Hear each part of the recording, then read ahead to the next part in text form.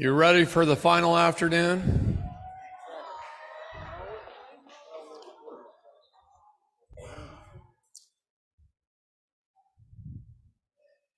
I tell you what, I'm going to miss you. I am. Thanks for the big welcome, and thanks for treating me so well this weekend, for the love you poured out to me. I love you so much in return. I want you to know I can't do it without you.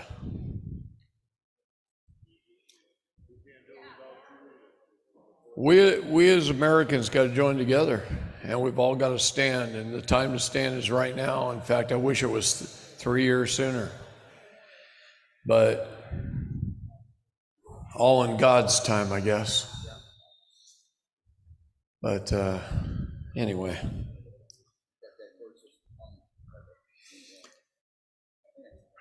I got a very good friend, and he's a state national. He's out of New York, the state of New York. And I think he is he's always one.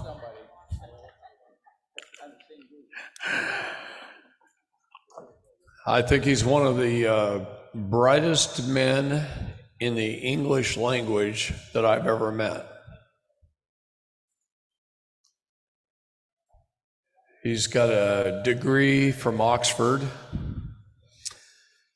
and when he studies and he works and he prepares documents and he works the English language, he pulls up on his computer screen and he looks every word in English up, not only in English, but in Latin and Hebrew, in order to get the true meaning of the words. Our English language has been, this is how they've enslaved us, really. They've changed it, redefined it, they've altered it, they've slanged it, they've euphanized it. They keep our black brothers and sisters ignorant in our inner cities by teaching them eubonics, by the own use of the language. They use so much slang in different parts of the country, in our black neighborhoods, but also in the South, with many different places. California, oh my gosh, the slang. You go down there, I can't hardly understand the youth when they speak anymore. They use words that they say mean one thing, that when I was growing up, it sure didn't mean that, okay? And all as that does is oppress you. It makes it so they can attack you. I posted a video at lunchtime on the David Straight chat channel, which we're going to also repost it. I want my admins to see it first, and then repost it on the main channel. Just talking about the English language and meanings. One of the things we all need to study is those meanings, those definitions. Look things up. Look things up in multiple locations. Things that mean something in a normal dictionary like Wikipedia or Webster's does not necessarily mean the same thing in a Bovier's or Black's Law. Okay? This is why these guys who watch YouTube say, David Straight didn't quote that right, didn't say that right, didn't use, because they don't know where the freak I looked it up. See? And it drives me crazy. They just don't. It doesn't make it wrong. Sometimes it doesn't make it right either. All we can do is do our best. That's it. We're imperfect at best. But if we strive for perfection, that's what matters, okay? So more words, the definition of words. I'm always trying to come up with more and more words that mean something different than what we necessarily think. So I had somebody a little while back talk about the Constitution. The Constitution, and what does the Constitution mean? What does the word Constitution mean? And he gave me a definition. And I shook my head, no, that ain't it. So I went out and I did a whole bunch of research, went clear back in history, found all kinds of different little meanings of the word Constitution. And I finally came up by putting some things together with what I think is the perfect definition. And it says, the word Constitution is a security with sureties created by constitutors.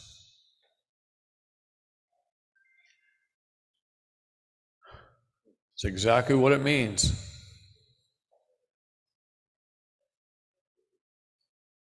Exactly what it means. The constitutors were the 13 states, the original colonies of the first Constitution. Its people represented those states, those colonies. They were the constitutors. And they created our security with surety.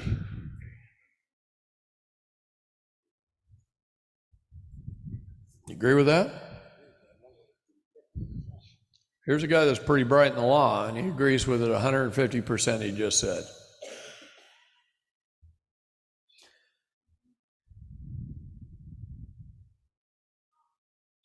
One of the problems in our English languages is, and I said languages, did you hear me?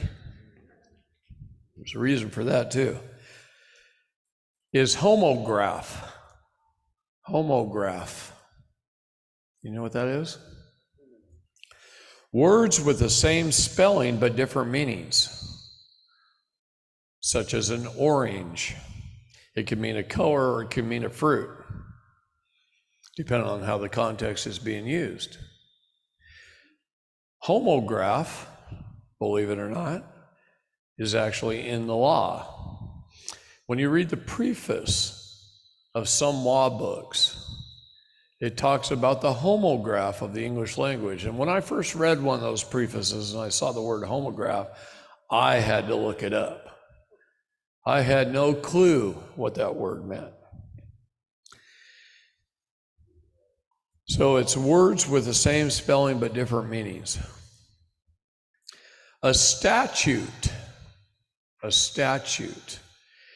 is the rules of an organization that have the effect of law only with your consent.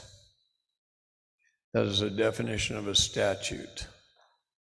That came from an old Oxford dictionary of the English language from about the 1400s. State, the definition of a state includes territories and districts. And you can find that in the Supreme Court of the United States Rules 47.2. I know, how many people read that crap?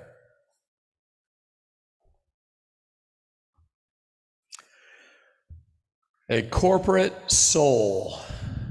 That's a word that came up in a conversation I was having, so we looked it up. The legal entity consisting of a single incorporated office occupied by a single natural person, a real man,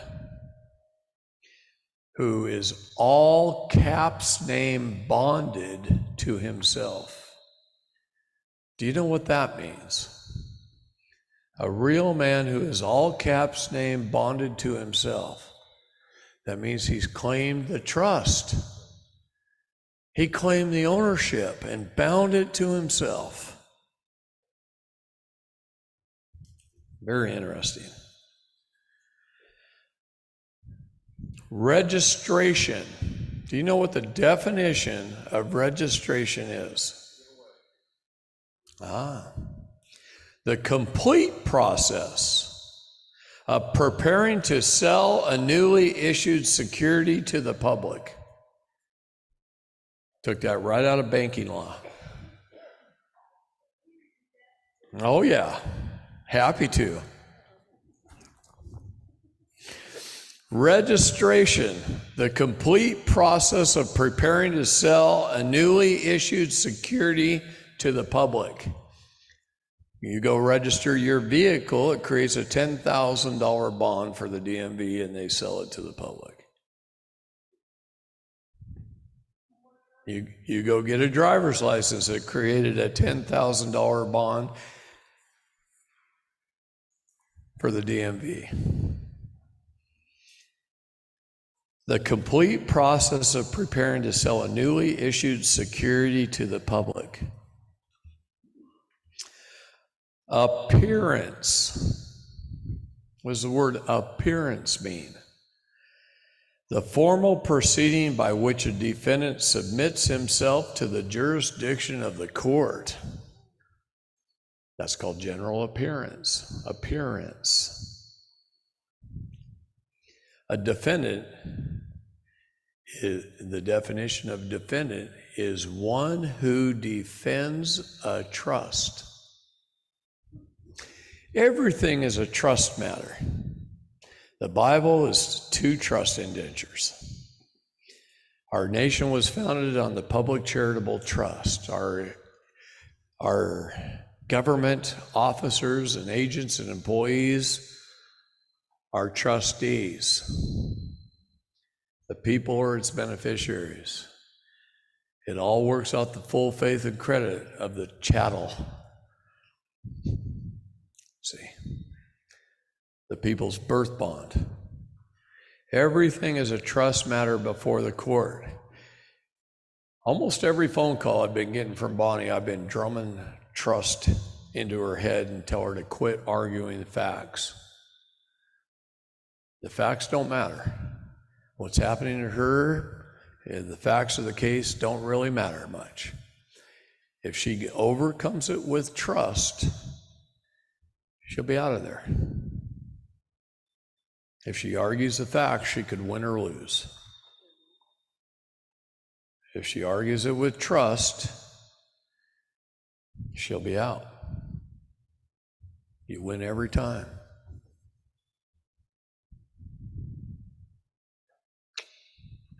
For all those fighting cases where they're coming after you and you're the defendant, that's a very important lesson for you to learn right now. Okay? Might save your life or at least some years.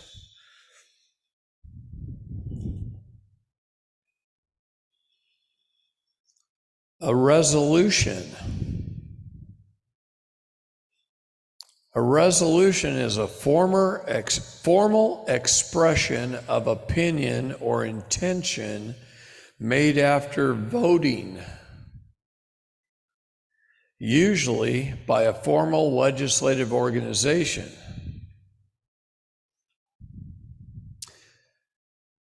Does Congress make law? No. The answer is no. Congress does not make law. They make rules, acts, and statutes for territories. That's right out of federal code. To authenticate is the act of giving authority to a record so as to render it legally admissible as evidence.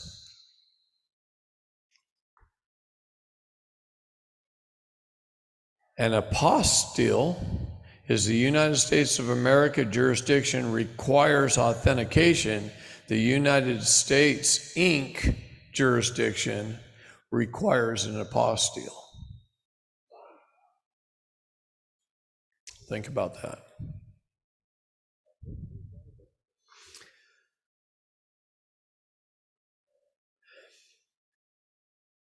You cannot be charged in one jurisdiction and defend in another.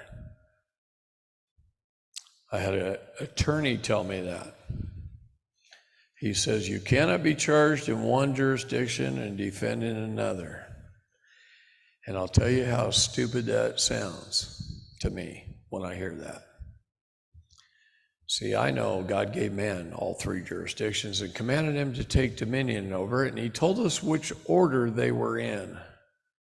And if they're down here in the water, swimming with the sharks, and I'm walking on the land, can they eat me? No. And who is freer than an eagle? Nobody. So the jurisdiction of the air is the highest form of law. The air is above the land, which is above the water. Everything becomes a trust matter before the court when you stand firmly upon your rights. When you stand firmly upon your rights. If you don't stand as a belligerent claimant in person, you lose all your rights. The word belligerent doesn't mean what you think it means. Most people think the word belligerent means to be rude, to be obnoxious, to get in somebody's face and just be a pain in the ass. The word belligerent means to stand firm. Okay? When you read the law and you read about sentencing, after you've been tried, you get sentenced. When you go to your sentencing is your last ditch effort, opportunity to speak and get rid of your sentence. And the only way you can speak is as a belligerent claimant in person. That means, what did I just say the word belligerent was? To stand firm. What's a claimant? Someone who makes a claim, and you have to declare your innocence. To stand as a belligerent claimant in person is to declare your innocence. And in admiralty, you have to be the person at that point, representing your vessel. Do you know what government cannot do? They can regulate commerce, but they can't interfere in it. And here's something about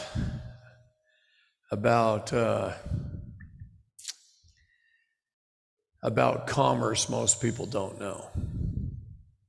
When you're a person in admiralty, which is what they want you to be, to try you and convict you, but when you understand how to take dominion of it and truly be that person and claim the vessel as yours, your ownership,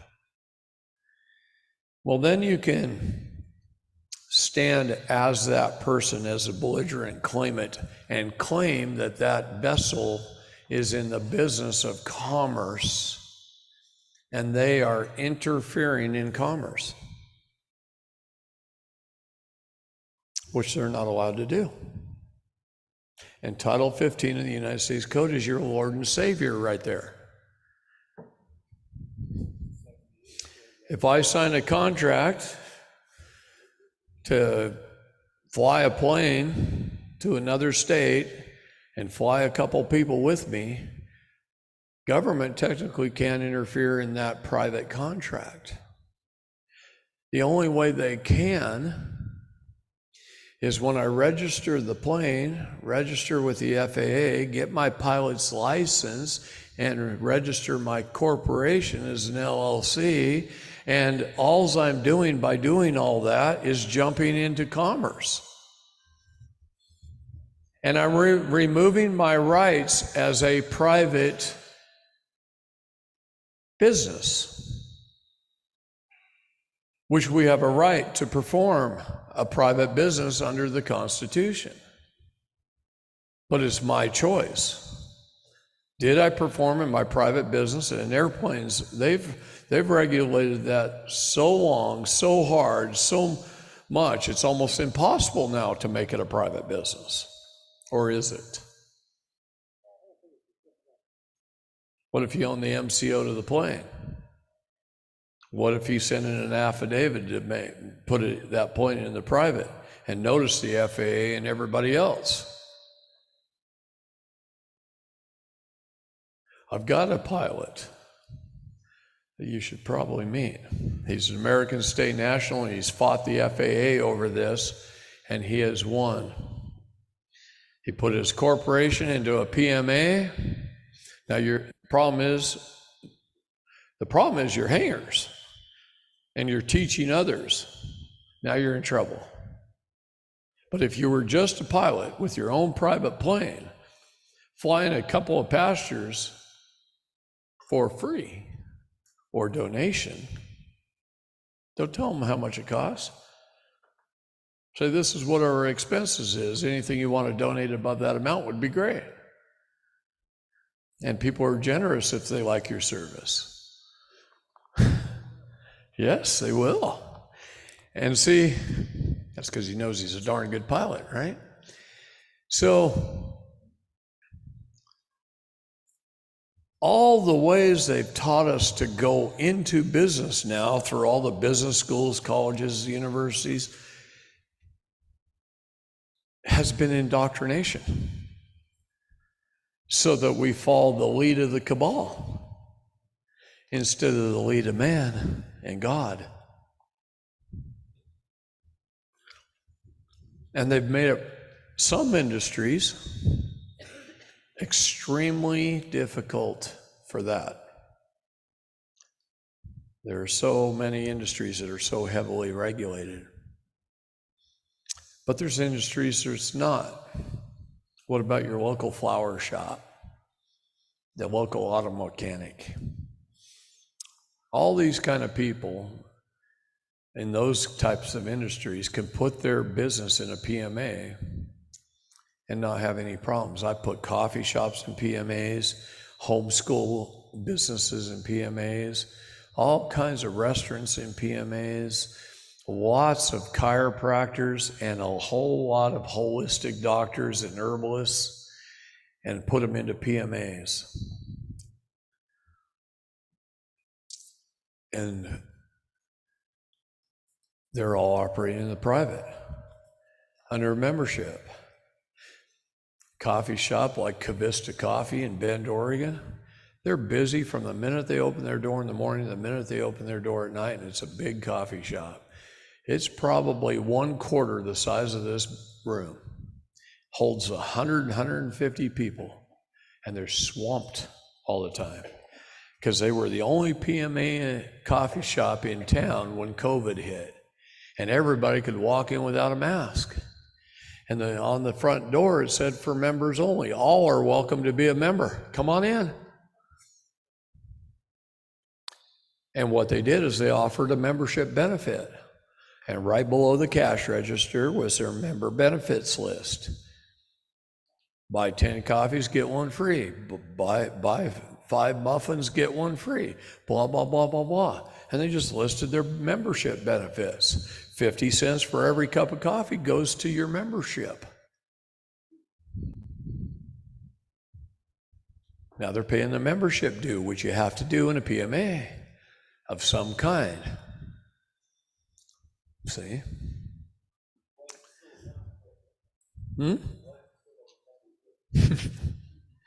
That's really the wrong word for me to use. It's not. Yeah. There's owner members, there's worker members, and there's customer members. Usually a PMA requires three things. One is the main PMA agreement on how you're going to operate, who the owners are, and so on and so forth. And then one's for the employees, isn't it? Literally like that's the wrong word to use too. They're not employees. They're worker members. I'm going to tell you a little story. Right out of high school, I started an advertising agency in 1981. Thought that'd be cool.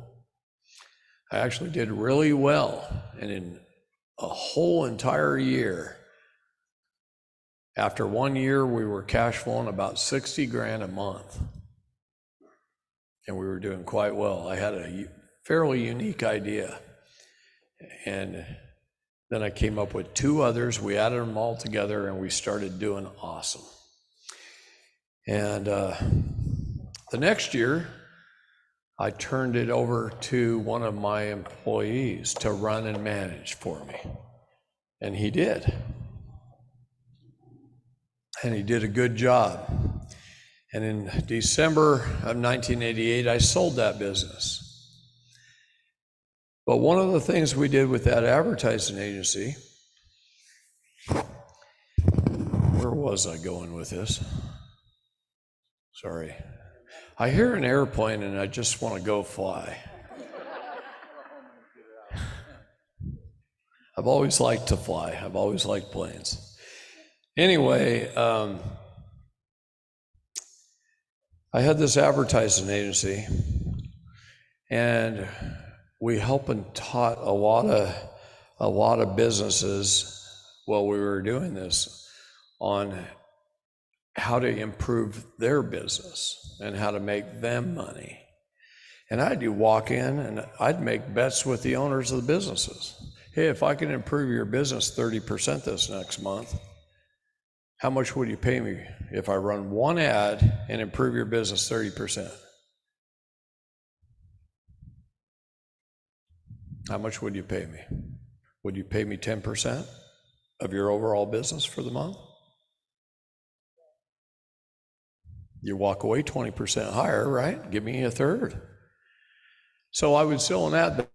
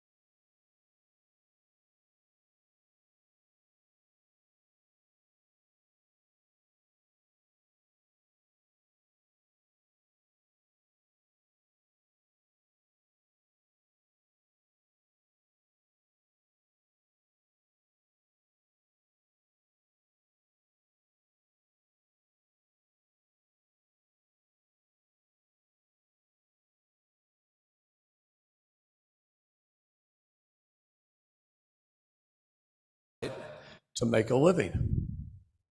A man is worthy of his hire. That's a maximum law. When you help others with your heart and honest intent, and you help others, you get paid very, very well. What business has taught us to do in these schools is to have a job and have employees who have jobs, just enough income paid to them to keep them there, and not enough for them to survive and make it. They barely make it. and then the owner makes a good living. And I started proposing something totally different. We help people. People are willing to pay. You make money. Finding niches that improve their lives. Not finding necessary products that they want, but finding products they truly need, like these necklaces and bracelets, and what they do for you. And boy, are they stackable. Don't wear 4 or 5 of them too long in a day, because you won't sleep for 30 hours. Okay, they give you a tremendous amount of energy, all right? I got to take them off at night to sleep. So, but all the products we bring, from land patents to PMAs to MCOs to health to 7K metals to the Wagners back there with the ability for people, well, not everybody can run out and buy a $300,000 home. But by gosh, they might be able to come up with $1,000 to own a piece of land patented property that they can attach to and call themselves king. See, there was no limits put on us. It didn't say, they can't make a statute that say, no, you have to own 100 acres. What are they going to say? Come back and say, no, you got to own 500? You got to own 1,000? No, there's no limits put on us by God. You got 9 square feet, that's all you need. If you got 1 square foot, that's all you need.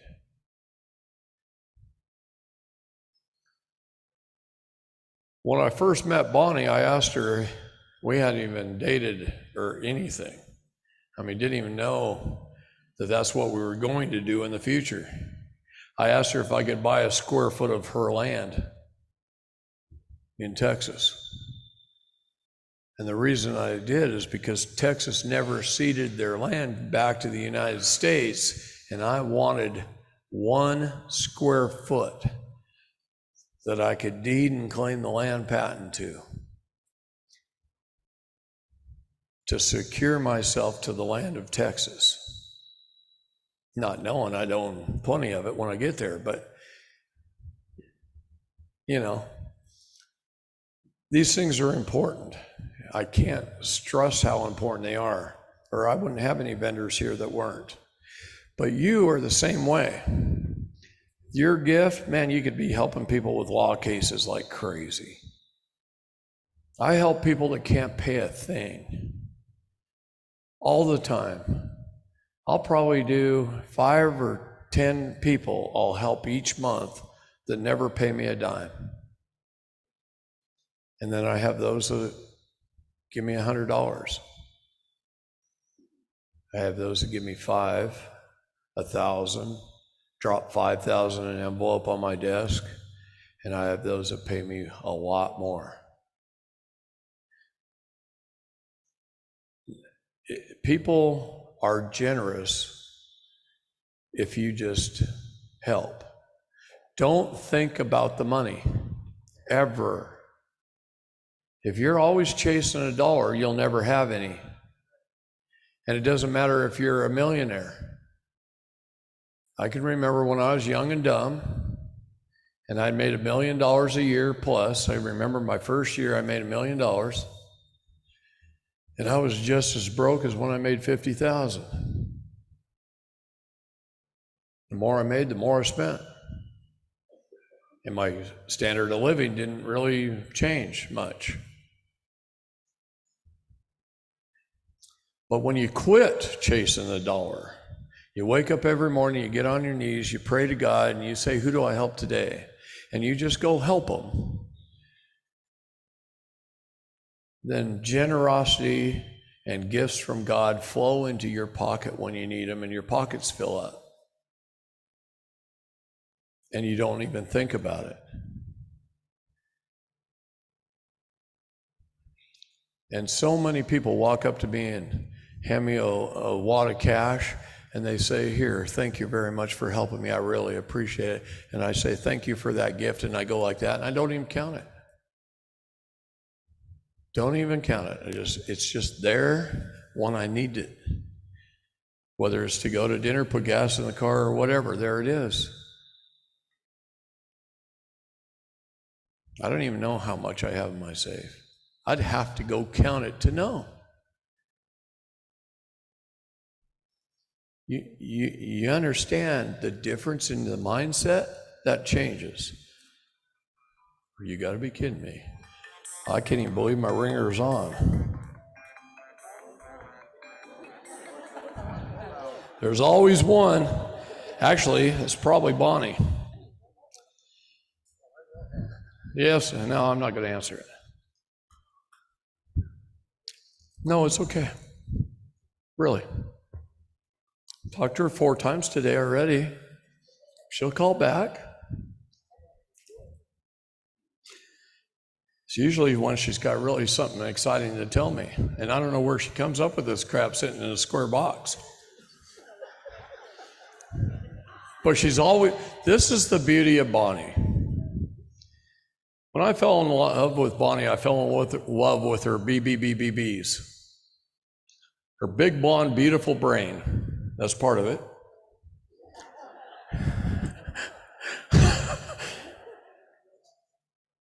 No, but seriously, this woman's strength and endurance and her beauty is incredible. Her attitude, her constitution. She's sitting in that box for 19 days. Most people would be pretty damn depressed about now. Not eating, not doing anything. I call her, she's like as happy as a clam. Everything's great, everything's wonderful. She's been reading the Bible, she's been having time to herself that she doesn't ordinarily have. And she's like, she was at Disneyland, you know? No, I'm kidding. But they keep it 60 degrees in there. The pad that she sleeps on is 4.5 feet long. It's about this wide, and you sit on it, and it's nothing. With one little thin wool blanket. I put $400 in commissary for her the day after she got in. It was 15 days before she got to even use it. And the first thing she did was bought some long underwear to keep herself warm at night. Tops and bottoms. Important things, right?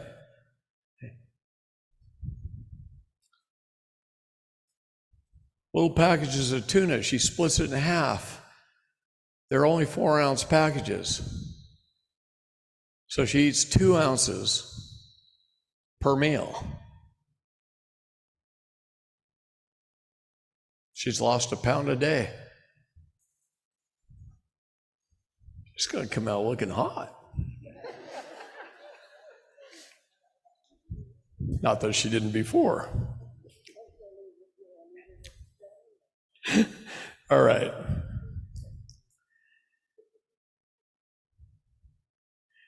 A man is no less a slave if he is allowed to choose a new slave master every 4 years.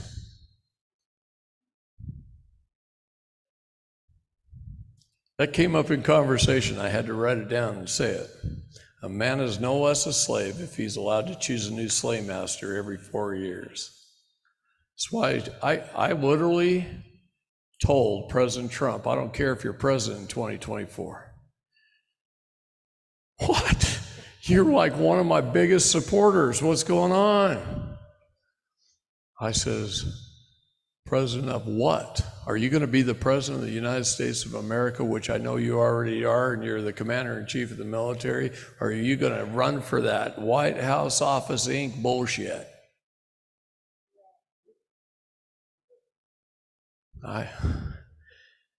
I said, claim what you got. Right now, stop waiting, stop screwing around.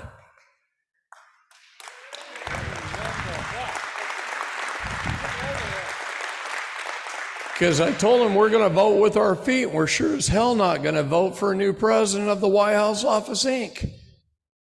Let's just dissolve that crap. Well, that man I was talking to you about, who has a degree from Oxford University and looks up every word, he wrote the most beautiful writ of quo warranto with a writ of mandamus attached that I have ever seen in my life, and it's a document that I've got in that case right over there, and he's recorded it in the county in his name, and that document's going to be used to dissolve every corporation in America.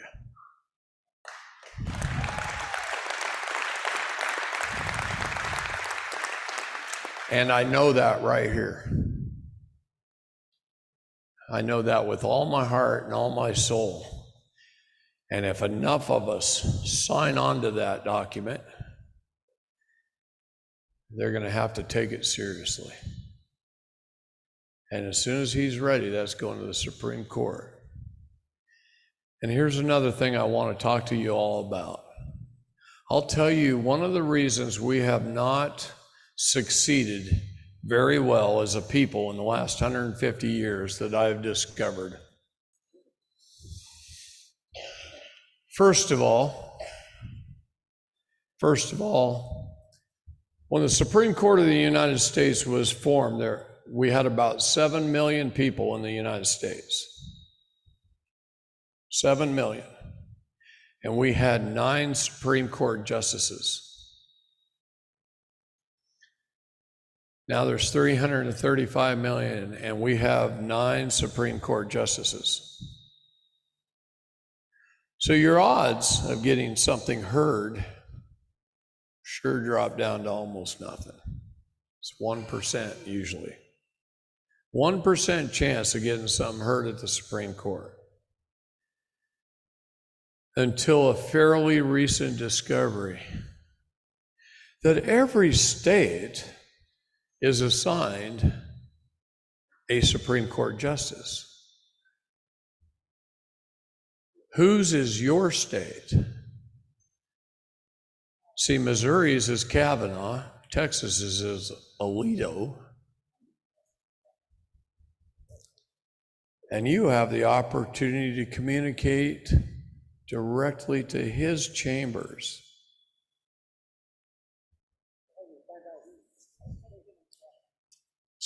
Do your research. Find out who your Supreme Court justice is. Not the whole Supreme Court of the United States, but just yours and from your state. And you write your writs and write them well. Don't waste their time. And each Supreme Court justice has lots of people that work for him that review everything that comes in. And if you write your writ well, they'll hand it to him when they review it.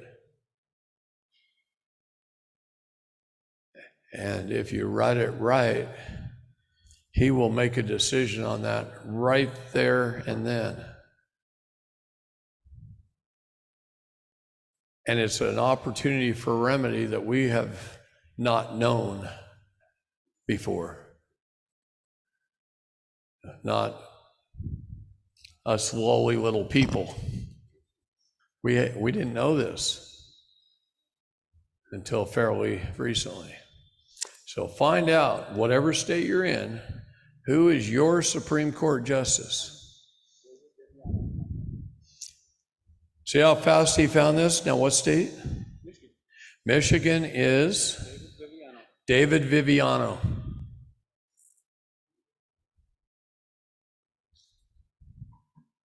I love that guy.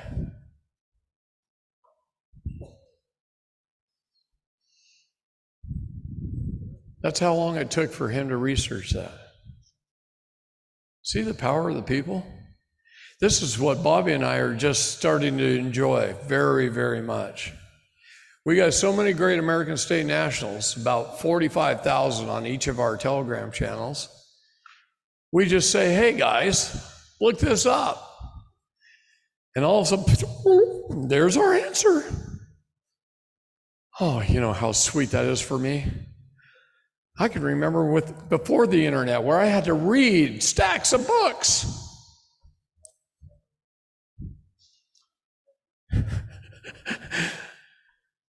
I had to put in so much time, so much effort, and burn up my eyes until they bled, and then close them for a minute, rub them real hard, and then open my eyes and read again. And you guys have the ability to ask questions and have your questions answered. And it's amazing how many comments I see, because if you don't have it done in 15 seconds, your question answered, then you're complaining about it.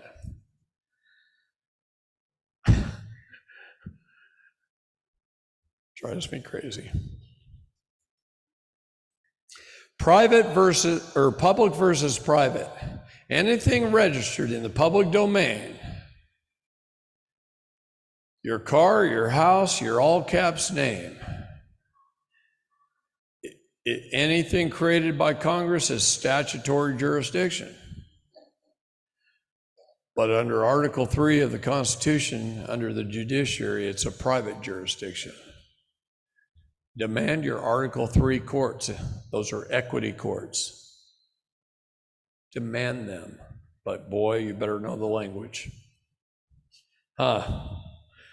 She got to read my 3 pages of notes of what I would say when I made these notes for myself, so that when I go into the courtroom with Bonnie, they help me with the guidelines so I don't forget anything. And she read them. What do you think? Yeah, there's a ton of research in that 3 pages. A ton. And the language is different than what you're used to. Right. Yeah, you're going to have to look it all up. Yeah, the language is different. It's a different language in a different jurisdiction. Okay. All court cases are commercial warfare under international commercial law. All parties to a cause must appear by your nom de guerre. Do you know what that is? Your war name. Your vessel's not just a vessel for hauling cargo, guys. It's your warship. We operate in a system of admiralty, which is piracy.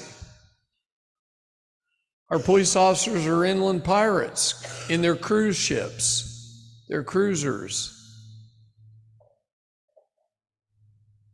Man, you got to get this whole concept burned into your brain. And when you do, then things become clearer, don't they?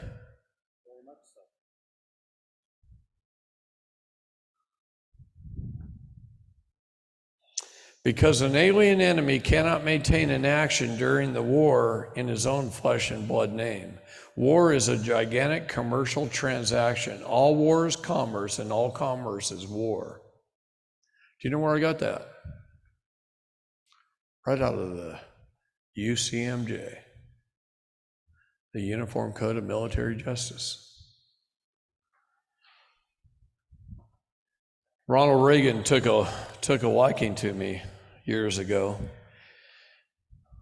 because I brought a commanding officer up on charges and spent some time in Washington, D.C., and I got a reputation as the guy that could read and knew shit. Like everybody doesn't do that. And one of the things I did is I just read the whole USCMJ and I memorized it. Back then I could do that before 2013 when I was younger.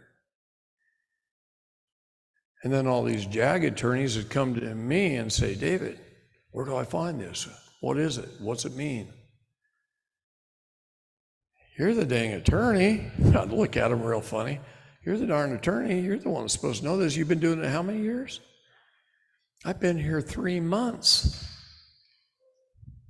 I'd give him a hard time. I said, what are you doing? Spending your time playing baseball? Tom Cruise, right? A few good men, right? So anyway, I used to read a whole lot. One day I was sitting in a restaurant not too far from the White House in Washington, D.C. at a table, and I had a whole bunch of books piled up, a little tiny cheap computer that wouldn't hardly, our phones are like 800,000 times more powerful than that was back then. But I could take a few notes on it, 64K.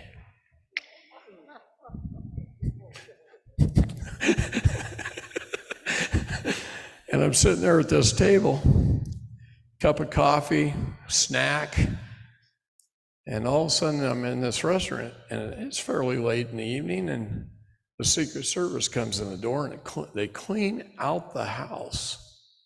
And not one person came over to talk to me, and I'm thinking to myself, oh my God, am I gonna get arrested? Am I in trouble? I mean, every bad thought went through my head. All these scenarios just through my head. And I'm just sitting there, and I'm looking around, and they're just like, all stoic. And Ronald Reagan walks in the door. And he walks right over my table, and he says, "Kid, what are you reading?" I said, "Well, books." I had like 18 of them sitting there. I said, "I'm reading books."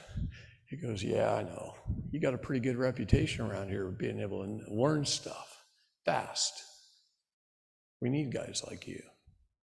I said, "I'm going home in 2 weeks, and I'm looking forward to it." He goes, "That's okay. You go ahead and go home, and in 3 weeks or so after you're there, I'm going to send a guy for you, and he's going to run you through a whole bunch of tests. And he's going to decide, along with you, if you'll accept it, where you should best serve.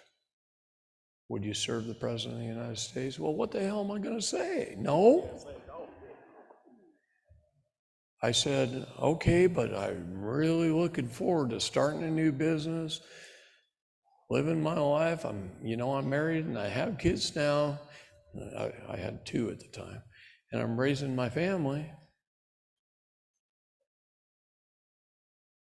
I go home, and 3 weeks later, right on the dot, guy shows up at the door, and he puts me through all these different tests, a whole bunch of them, more than 40 books of tests he brought, whole suitcase full of things about the size of the Traveling by Right manual that Tony's selling. Just these notebooks like that. Put me through one test after another.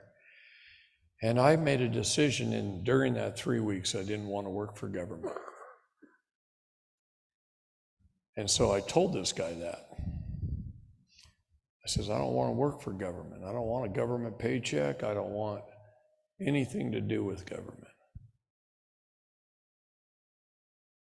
He says, "Don't worry. What we have planned for you ain't government." And all they did is private contract work. Private contract work. And they sent me for trainings all the time.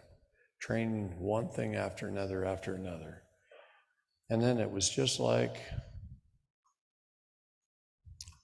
that. You'd be home, you'd be doing your own thing, and you'd get a phone call, or they'd send you a little box in the mail, give you something to learn and something to study, and you got to choose if you wanted to do the work. And I thought, oh, this is pretty cool. You know when it turned really cool? When I'd leave and I'd go do the work they asked me to do, thinking I was going to probably be doing it for free. They didn't even tell me how much they were going to pay me.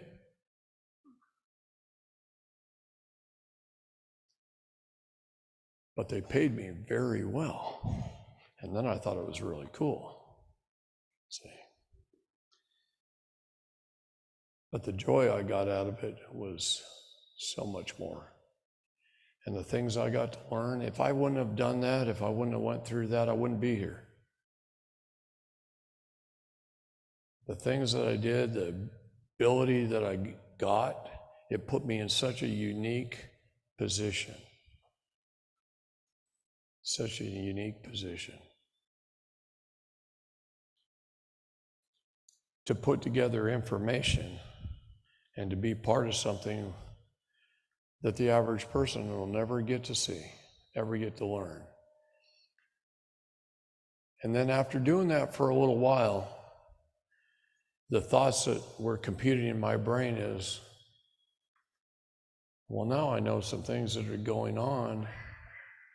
What about my friends and family and my neighbors? How are they ever going to know this stuff? The news isn't going to tell them. They're not going to see it on TV. How are they ever going to know? And then in the meantime, in my own personal life, a whole bunch of things went wrong. My first wife had left me. The CPS came around, took my kids. I had to fight for them in court. I got them back right away. I mentored. I was running a business.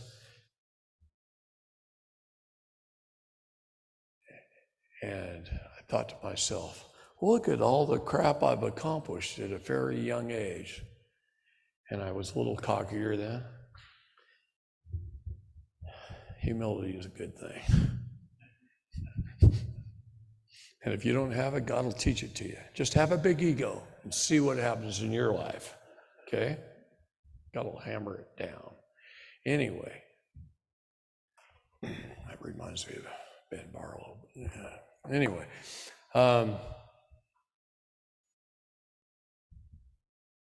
you didn't hear that back in the back, did you? Good. So,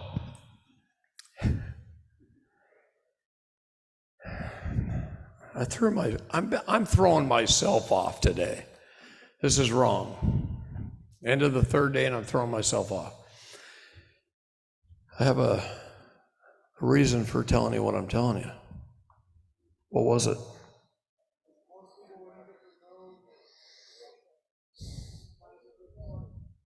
Yeah, you guys are a big help.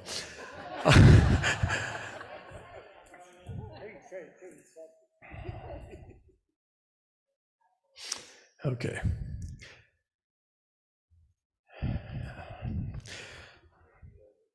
The National Association of Banking. I'm going to change the subject on you. We had some fun a while back. The National Association of Banking runs their telephone system off an AI program, like Alexa.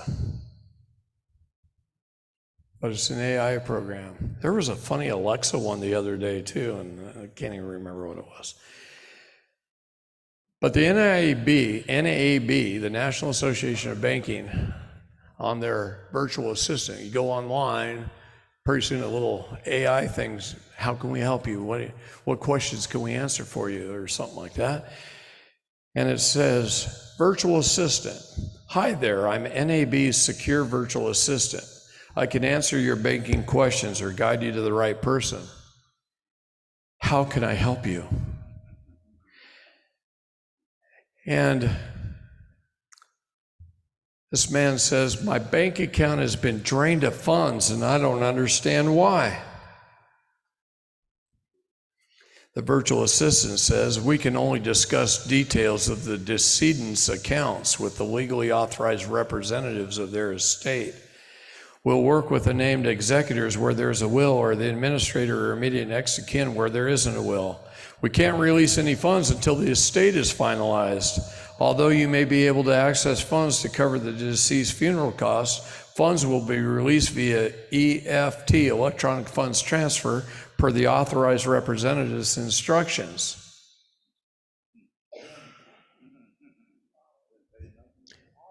It was him asking. He's alive. You could pinch him and he'd squeal.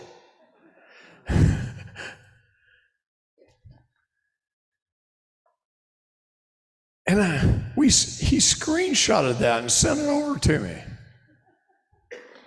I thought it was, well, very telling.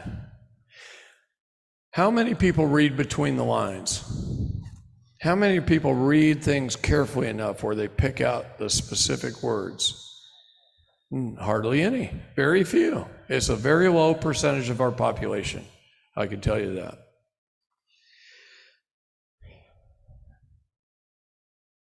This man had just recently double authenticated his birth certificate.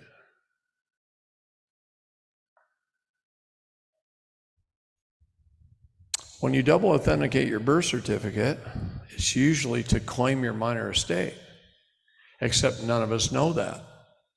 We were never taught that that was the reason we do it.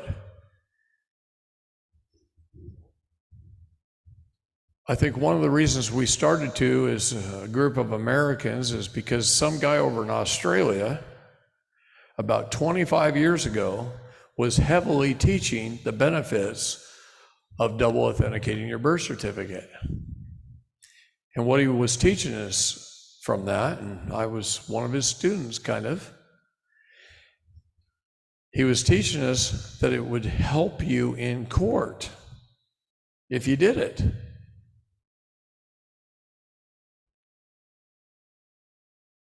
And it had worked for him 3 times in court. 3 times he used his double authenticated birth certificate, and he walked in and he'd allowed them to take pictures of it, and they took it and they paid off his charges. And then he took it back and took it home. That is not the right way to do it, by the way. As soon as you do that, he gets stopped all the time. Because they just saw an ATM that just spits out money out of somebody else's account. If you could walk up to the ATM and just show your cute little face in the camera and it spits out money out of someone else's account, how many times would you walk up to the ATM? No, you wouldn't. You're an honest man. Shut up.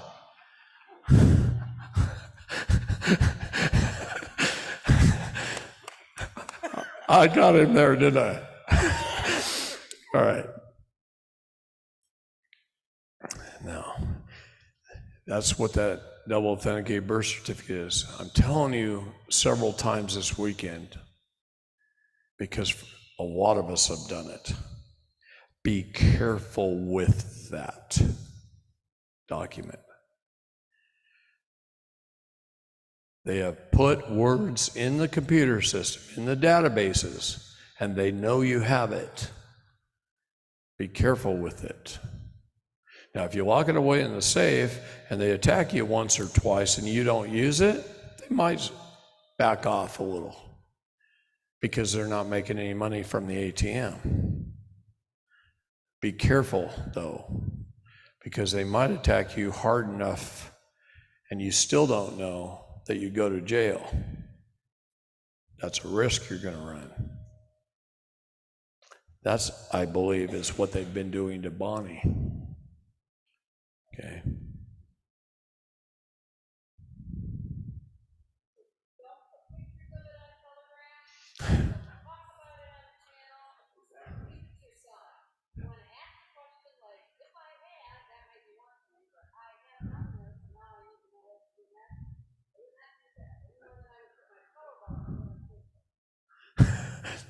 Right? Right. Exactly. That's a smart thing to do. Administrators Procedures Act, Section 6.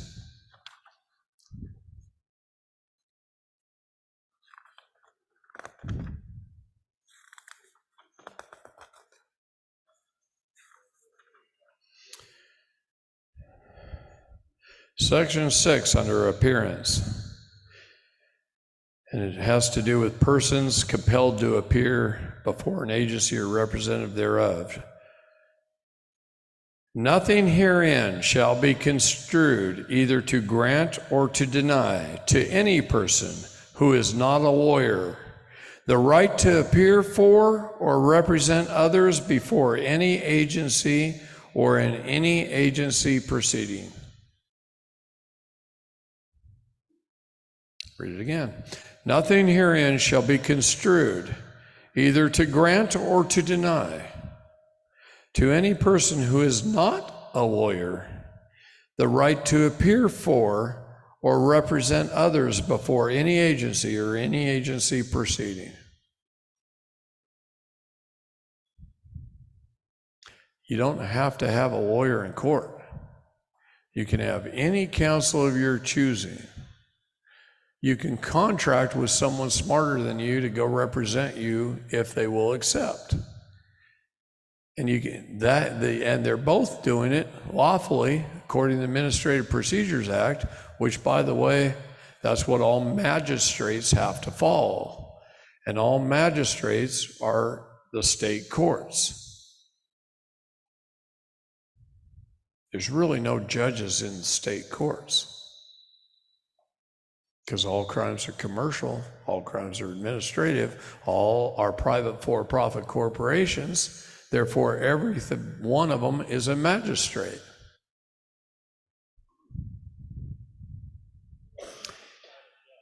And if they're not, ask them, are you an Article 3 titled judge? Is this an Article 3 court? You won't find one in a state.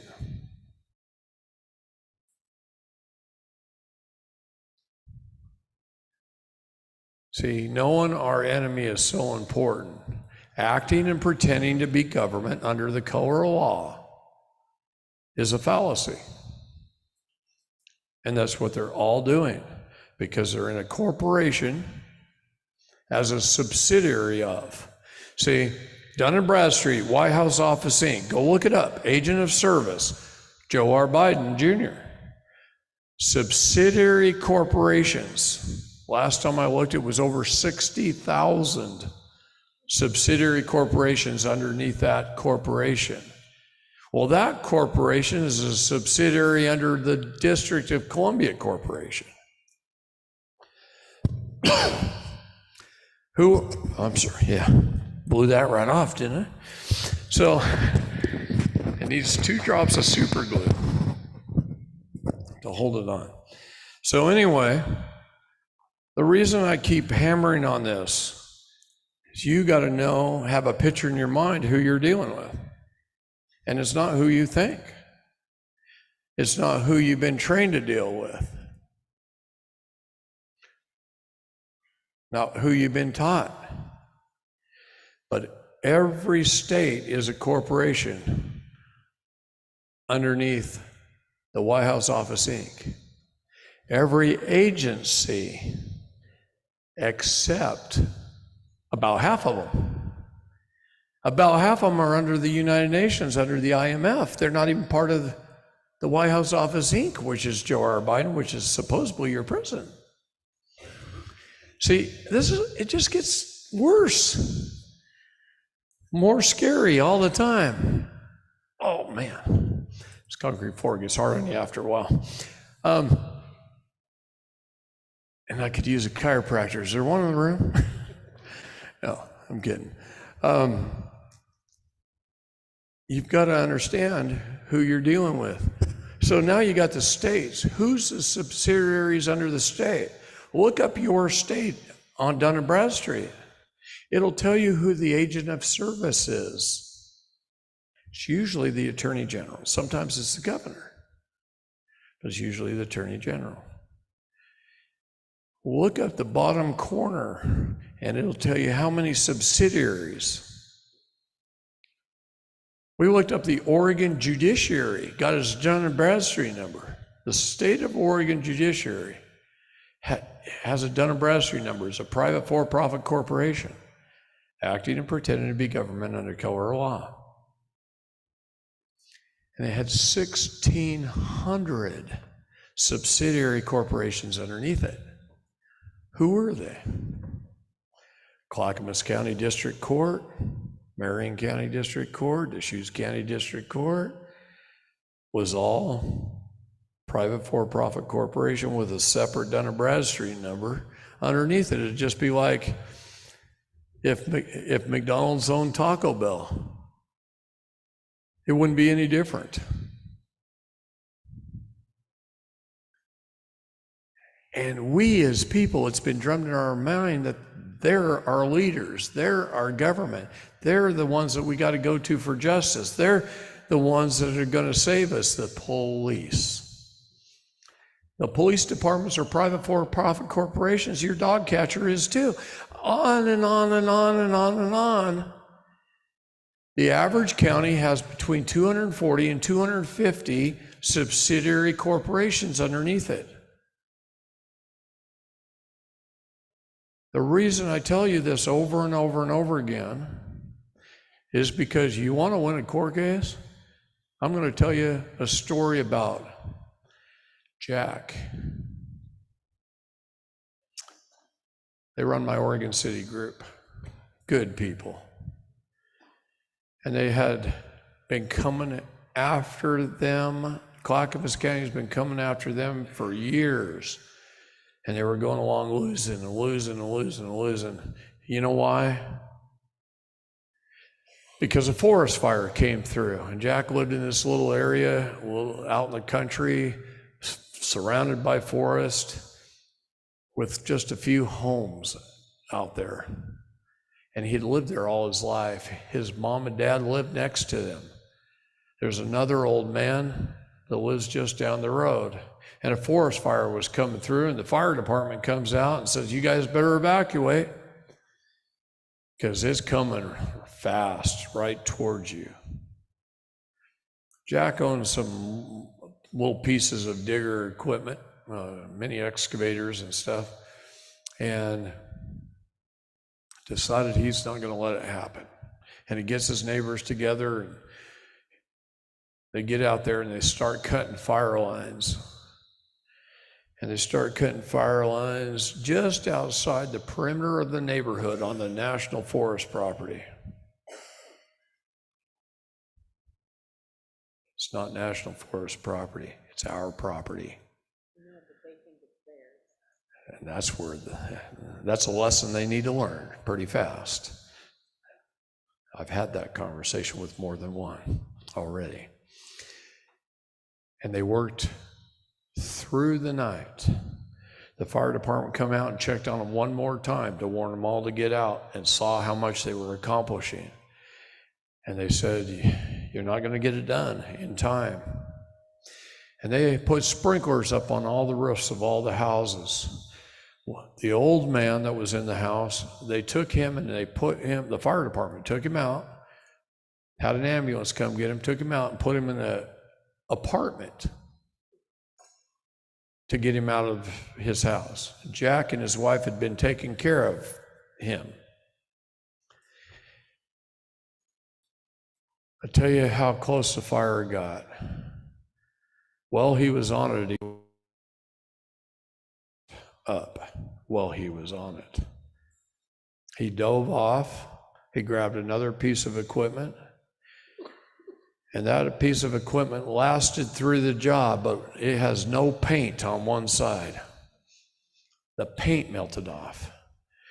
They were wetting blankets in cold water and wrapping themselves in it and trying to drive this equipment through the smoke. And those neighbors saved every home.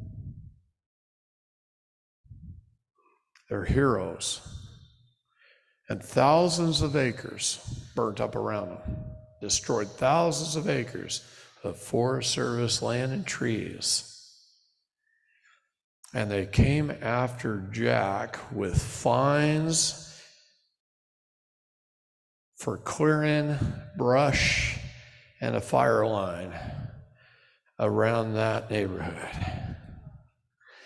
Criminal charges. He should have been in a freaking parade, in a parade car, paraded through town as the biggest hero in town. That's what should have happened. And they arrested him and put him in jail.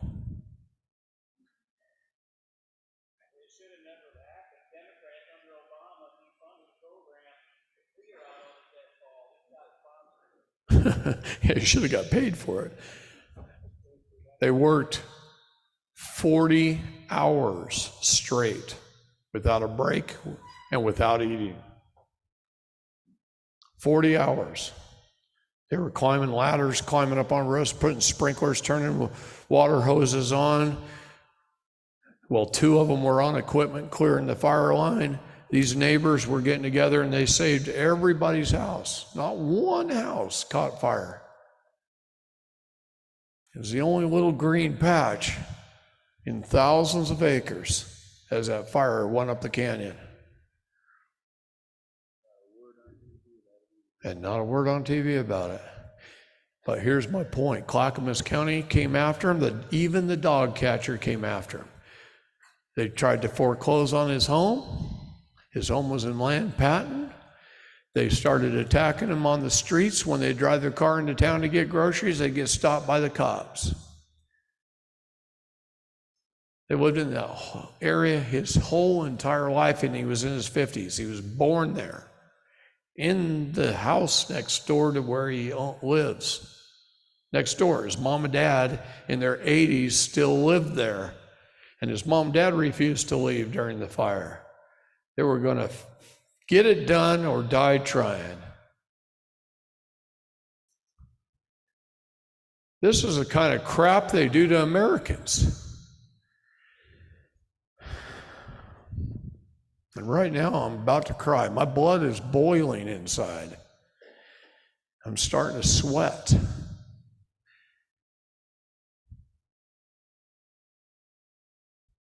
Somebody needs to go to war for these people. Now, fortunately, Jack's wife's pretty sharp, and she went to war. And she came down to Bend, Oregon to see me several times. We took a whole day, sat in a restaurant. We talked about stuff, and one day I go, quit it. Quit fighting the way you're fighting. You're fighting with facts. You're fighting with truth. You're trying to make them believe you did the right thing. You're trying to argue points, and you're trying to argue case law. Quit it. Let's fight a different way. And I taught her to look up the United States Corporation. This was before it was the White House office, and Trump was still in office. Look up the the United States Corporation. What's its Dun and Bradstreet number? And she's there. Oh, here it is. Oh, yeah. Private for-profit corporation. Agent of service at that time was Donald J. Trump. I said, look up the state of Oregon. Oh, there it is. There's her Dun and Bradstreet number. Let's just start piling it up. She had a little printer about this long, about this wide. It was a little Canon. She shoved one piece at a time in. Print. At the restaurant. Black Bear Diner. That was the name of the restaurant. Prints it off. I said, look up Clackamas County. Oh, Dun and Bradstreet number. Print it off. Who else is coming after you? Oh, wait, the courts. Let's look up the Oregon State Judiciary. She freaked out when she saw 1,600 subsidiary corporations. I said, look up the Clackamas County Courthouse. Look up the dog catcher, the police department. All these other people that are coming after you, the U.S. Forest Service. She just started piling paper. We had to take a break. We had to take a lunch break from the restaurant and run down to Staples and get another ream of paper. By the time she was done, she had everybody, including the treasurer of the county commissioners, all have corporations. All of them. I said, now you know that everything you're dealing with is no different than Taco Bell. I said, it's like if McDonald's hires Burger King to serve a warrant on Taco Bell.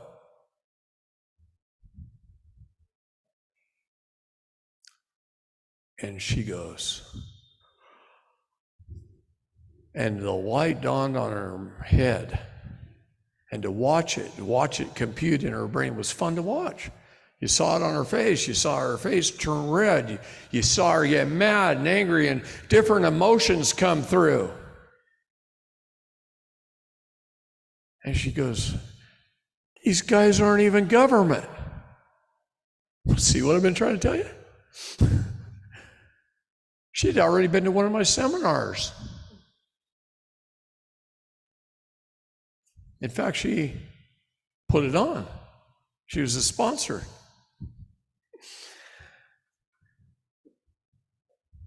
And she wrote her documents accordingly, submitted all the exhibits, and they dropped all the charges on both of them. He had, by that time, they had built up 16 felony counts on him with 5 misdemeanors. She had something like 9. And they dropped it all. And I'm only telling you part of the story. But they dropped everything, and everything went away as soon as she proved that they weren't government at all, that they're acting under color law, and then she threatened to sue them under Title 18, Section 241 and 242, and Title 42, Section 241 and 242. 42 is civil, 18 is criminal. Learn to make the United States Code your friend. Now, just because I said that, I'm going to say this. When you sue them, I did teach her this too. Always sue civilly first under Title 42. And here's why. In the criminal code, you have the right to remain silent. Anything you say can and will be used against you under the court of law. You have the right to an attorney. The right to remain silent means the right to say nothing that will incriminate yourself or give them any information that will help them prosecute you. But when you sue civilly first under Title 42, you're entitled to full discovery in a civil lawsuit, and it gives you the opportunity to learn all the information you need to take them into criminal court that they would have denied you to have, and they didn't have to incriminate themselves in criminal if you would have went criminal first. Okay? That's a lesson to learn right there. So, why do I spend so much time talking about court stuff?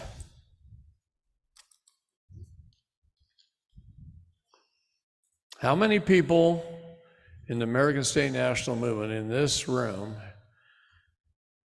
has had problems with the court in one way or another? That's why I teach court stuff.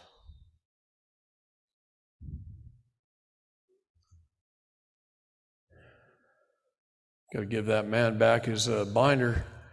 7 cases going right now. He's got. Go ahead.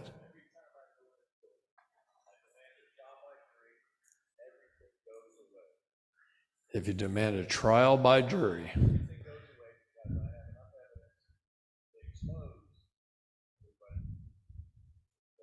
Right. Yes. You'll never get one. You always get a jury trial, right? And it really. Yeah, well, once you get good, that's what happens. That's not a bad thing.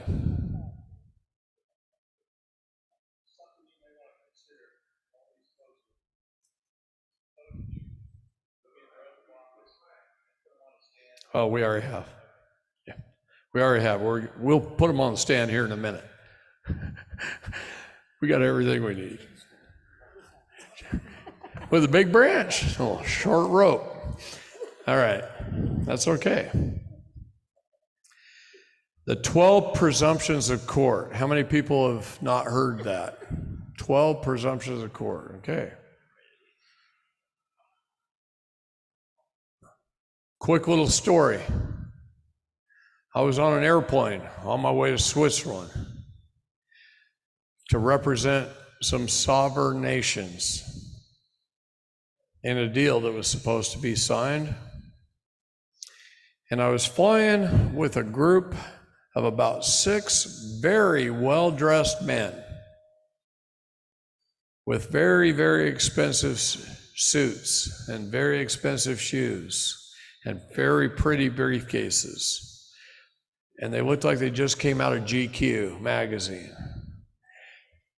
And I found out just by observing and listening to them that they were World Bank attorneys for the World Bank.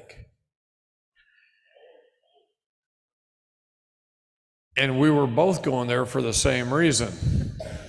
Only they were on the other side and I was on my side, and I'm dressed in tactical boots, tactical pants, and a tactical shirt.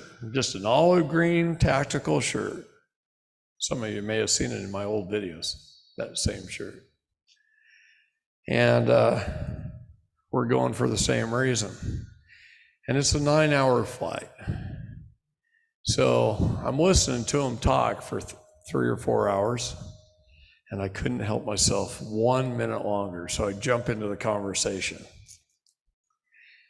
And I said, hey, it's obviously you guys are pretty well-paid attorneys. You're working for the World Bank.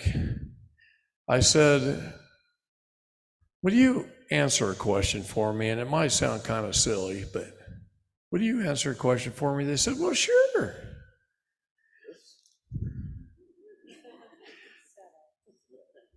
I said, what is the law? Where did it come from? How did we arrive at this thing called law where a small group of men could put something down on paper and hold me, a man, accountable? And I shut up. And they looked at each other like, that is one question. Did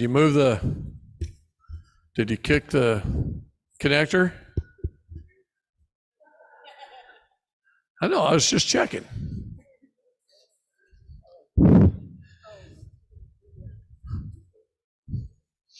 Oh, yeah, here it is, Rob.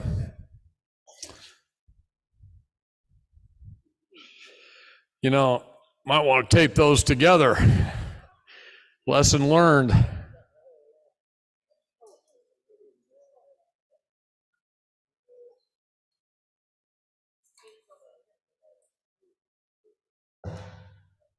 Okay, got it back.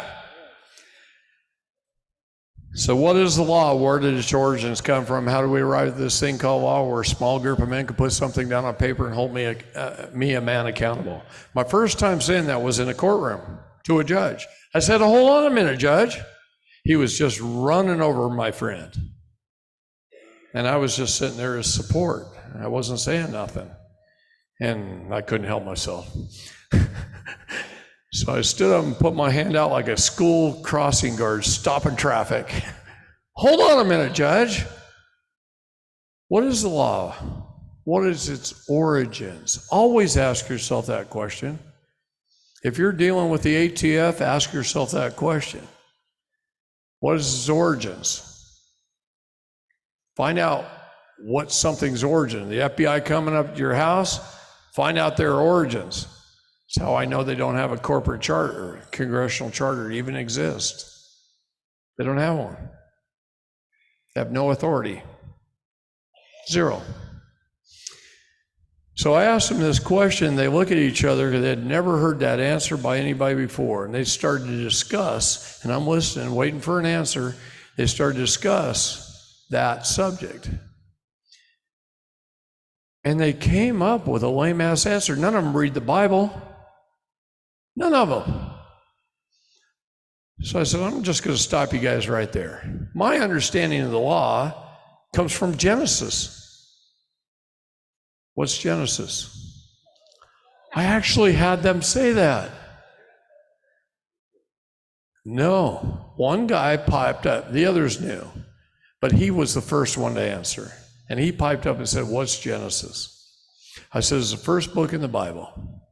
And I said, in Genesis, God created all things, the whole universe. What does the word universe mean? Uni, that's one. Verse, he spoke it into existence in one verse. He spoke the whole universe into existence. And God created all things. That makes him the executor. And then he gave me man dominion. He told me to take dominion of the land, the air, and the water, and this is law. That's the origin of law. Genesis 1:26 through 28. It's right there. Not even very far in. He's setting up the trust. And I told him the land is common law to all mankind. It's property, equity, and rights. It all boils down to who holds superior title and who holds superior rights. It's all about title and rights. And the air is ecclesiastical or canon law, which is trust law, where to be a fiduciary is the highest form of law because you're holding something for the benefit of another, a beneficiary. And that's trust law, everything held in trust. And the water is admiralty or commerce, which is contract law, everything held in contract. So all of law can be boiled down very simply. It's something either held in title, held in trust, or held in contract by a man with standing on their superior rights. I said, and then the Bible goes into the who begat who and who begat who and who begat whom, and it's hard to read and get through, but it goes on forever. And that's the beneficiaries, and the Bible's a trust indenture, and they went,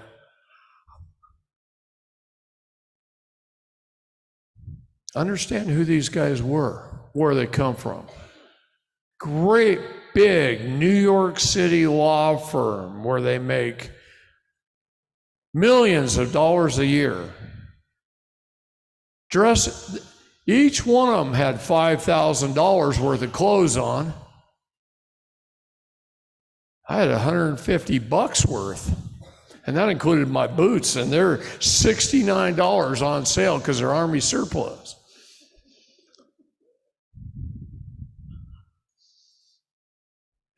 And one of them looks over at me and says, "Who the hell are you?" I said, "I'm nobody. My name is David Strait. I'm just from a mill town in Oregon. I'm a farm boy from a mill town in Oregon."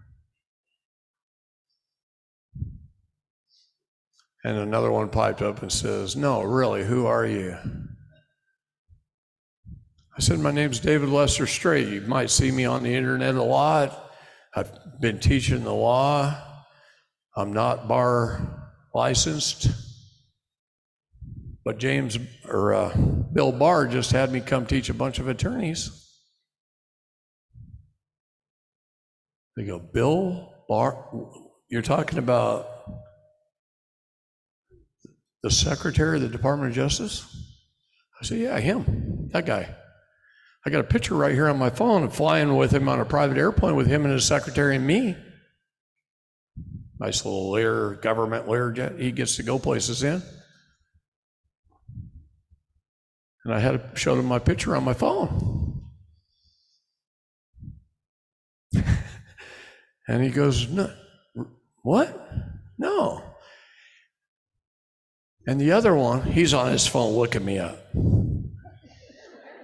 Hey, those government aircraft have good internet, even over the Atlantic. And he's looking me up. And that was before Vice News. Okay.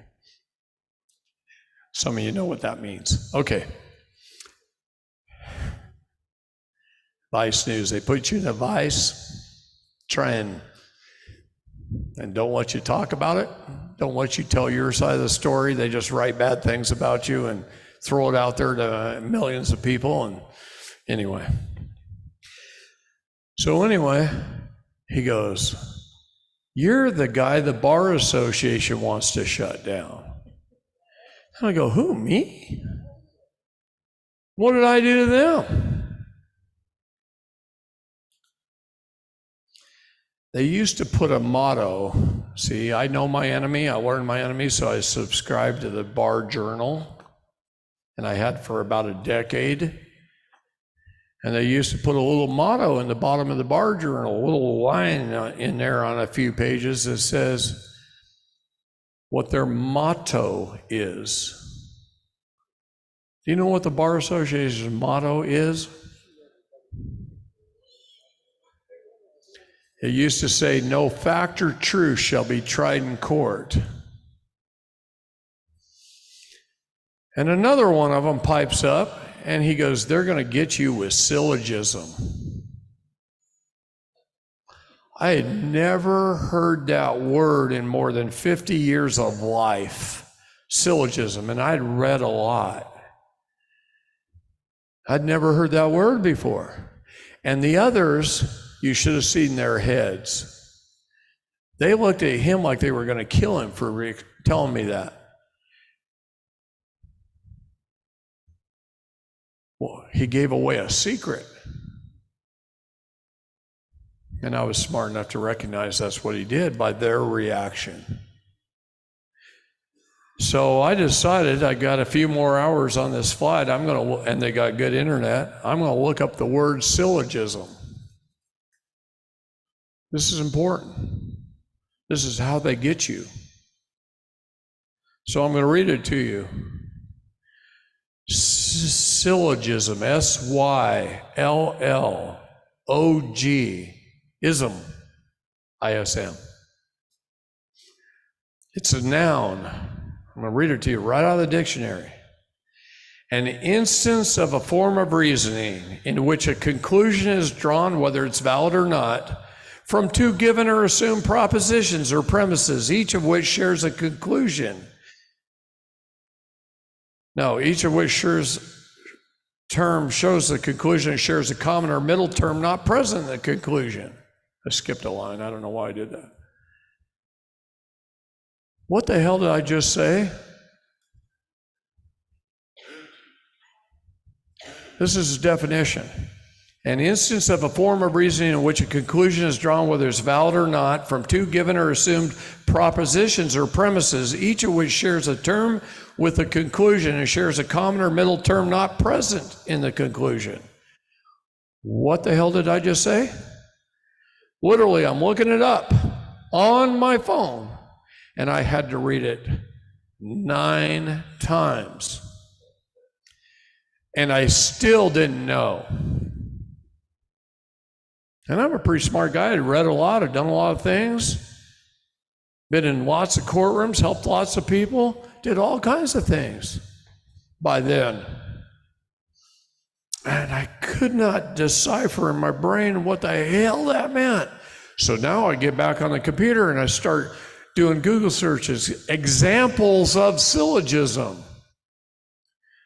I went through about 5 or 6 just as confusing examples as what I just read in its definition, and then I found one that I understood. So I'm going to tell it to you. All dogs are animals. All dogs have 4 legs. Therefore, which means the conclusion, all animals have 4 legs. Well, that ain't true.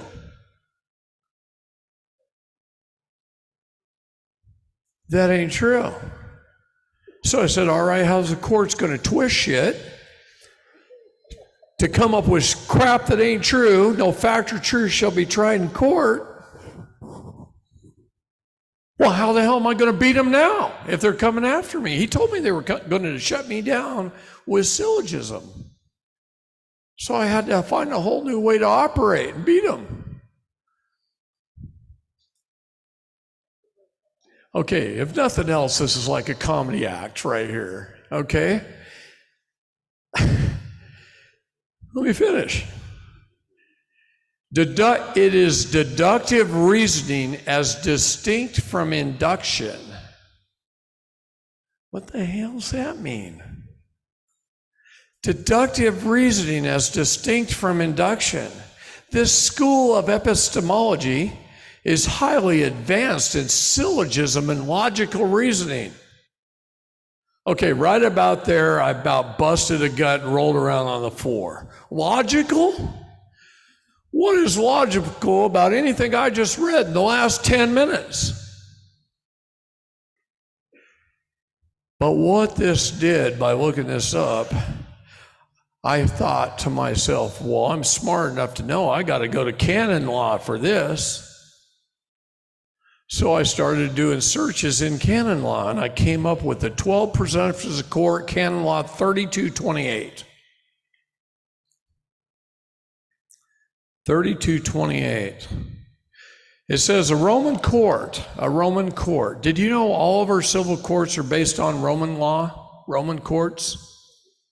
All of them. That's our state courts.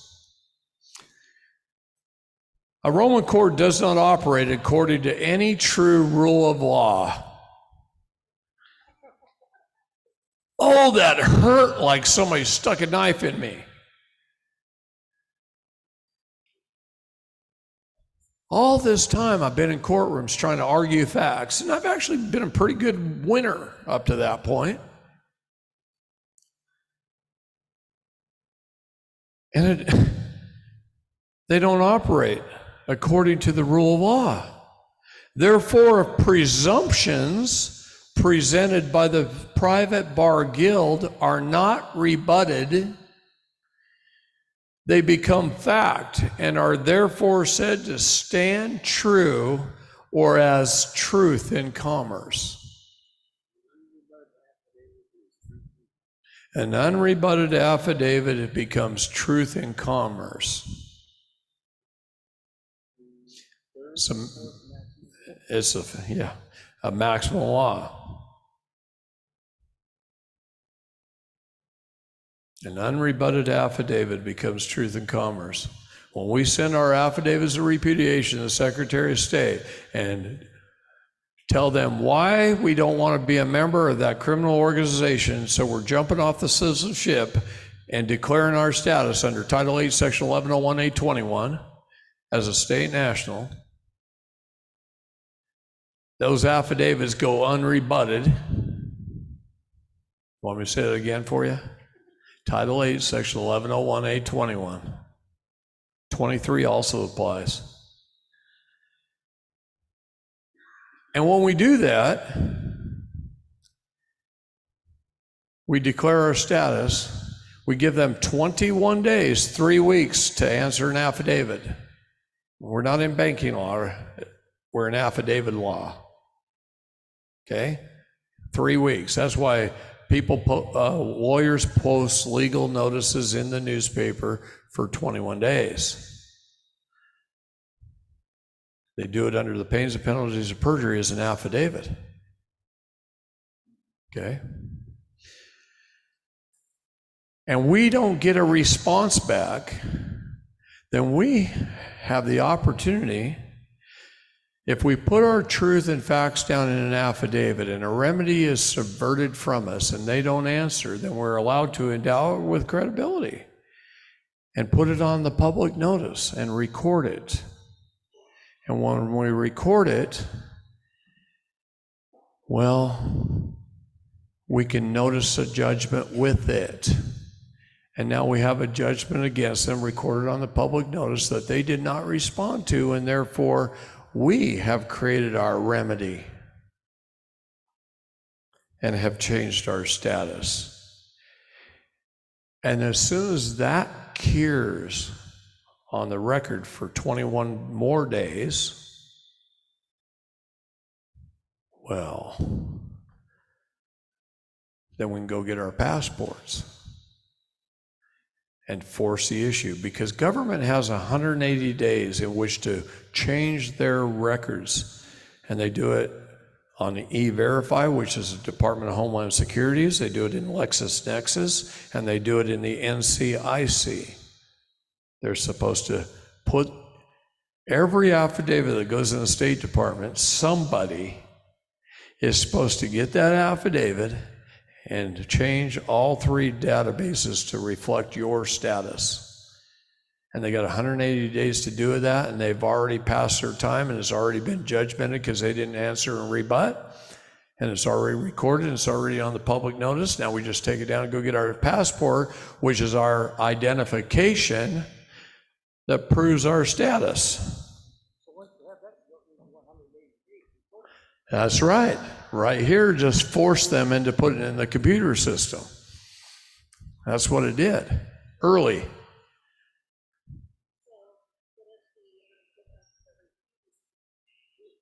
You can't force a low IQ bullet sponge with a gun on the side of the road at night to do what is right. You can only offer it. Tell him to go run it. But you can't change what he's going to do. The nicer you are, usually the better you come out. In my case, he just wanted to go see a bond at the jail, so he had to arrest somebody.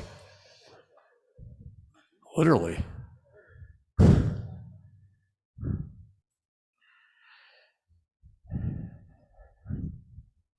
There are 12 key presumptions that stand as truth that are asserted by the Private Bar Guild, which, if left unchallenged, will stand as true. That being public record, public service, public oath, immunity, summons, custody, court of guardians, court of trustees, the government as executor and beneficiary. I know you can't write this fast, don't worry about it. I'm going to cover them one by one. Executor deson tort, incompetence, and guilt. These are all presumptions.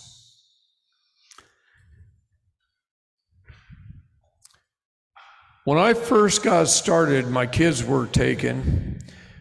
My mentor, a 23-year federal prosecutor,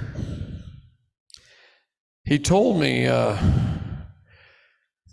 that what the courts do is something called railroading.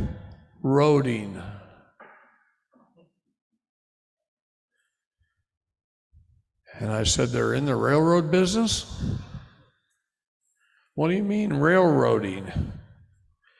He said, the legal definition of the word railroading is to lead someone down a narrow path or rail to a predetermined outlook or conclusion. He taught me that in 1989, and I will never forget it. The legal definition of railroading is to lead someone down a narrow path or rail to a predetermined outlook or conclusion. Now you know why they have a 97% conviction rate. That's the national average, 97%. Predetermined outlook or conclusion.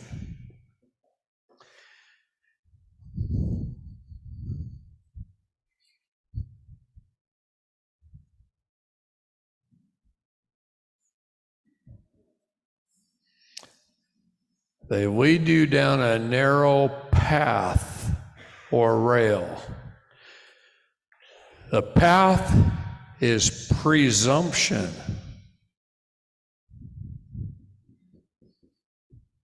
Assumption. Tacit agreement.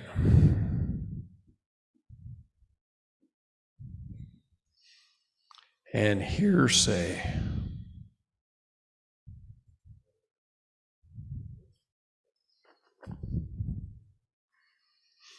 No truth or fact shall be tried in court. They presume all kinds of things, including your guilt or innocence.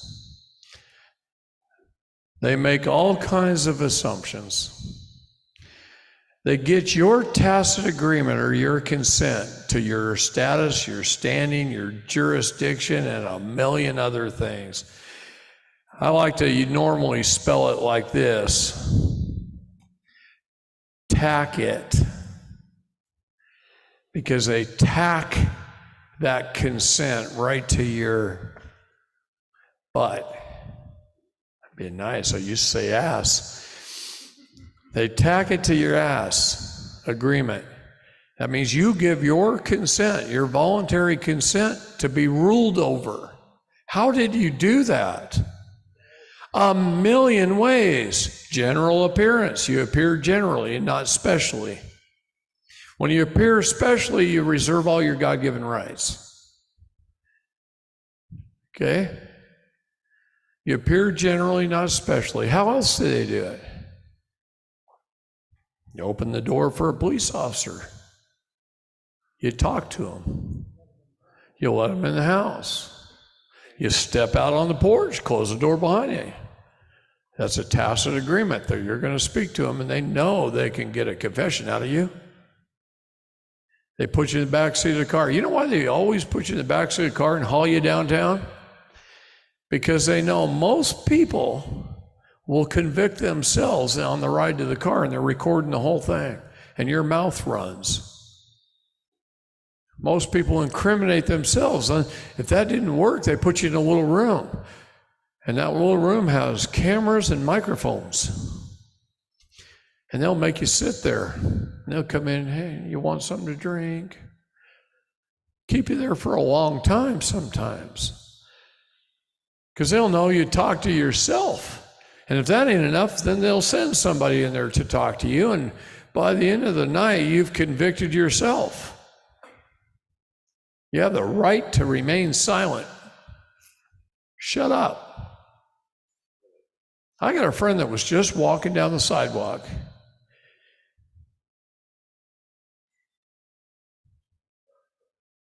And the police stopped him, put the lights on, pulled him over. Literally, in a car next to the sidewalk. Pulled him over. I want to talk to you. What is your name?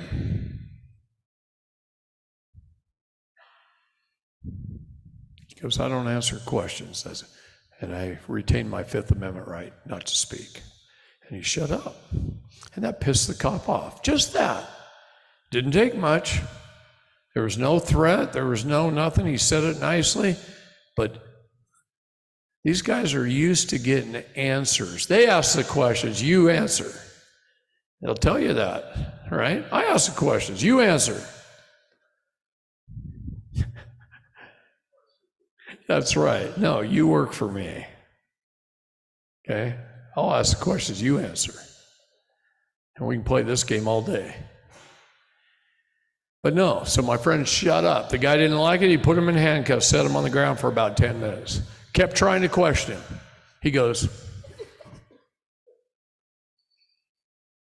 so he picks him up off the ground. He puts him in the squad car all the way down to the police station. He's trying to ask him his name, ask him who he is, where does he live, where does he work, all kinds of things. My friend keep looking at him going, just like that. They put him in a little room. He sits there. They hand him something to drink. Drinks a little bottle of water. Guy comes in, starts questioning him. I don't answer questions. After about 4 hours, they let him go. He didn't say one thing that incriminated himself. He didn't tell him his name, his address, his phone number, nothing.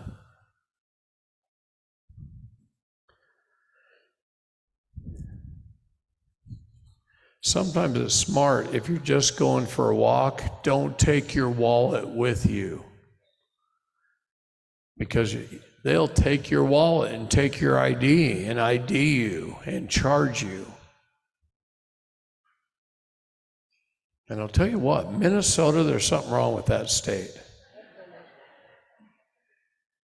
Can't put my finger on it, but over the last 5 years, I've had more people probably call me from Minnesota where the police are hassling people like crazy for nothing. It's ridiculous.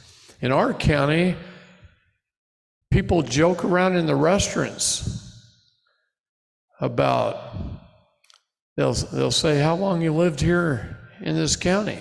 They'll say, do you live here? And I say, yeah. They say, how long have you lived here? I said, about 1.5 years.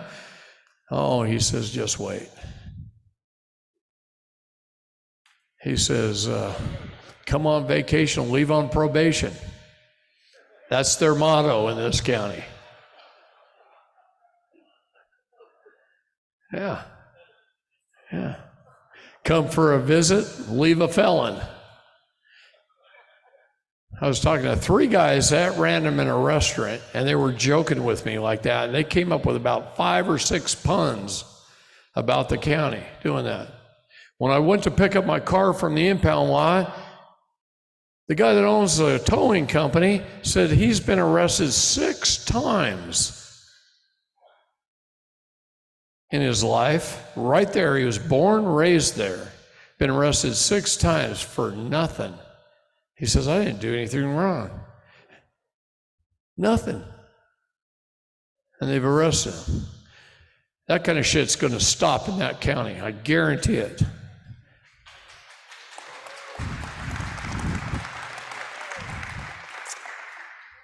And then they'll use hearsay to convict you. About 1 year ago, I put I think it was an Ed Sullivan show on my channel. Do you guys remember, anybody remember that? He was interviewing an attorney who was one of the most winning attorneys in the country. I think it was Ed Sullivan. That doesn't really matter who the hell it was. And he was, Johnny Carson? It probably was.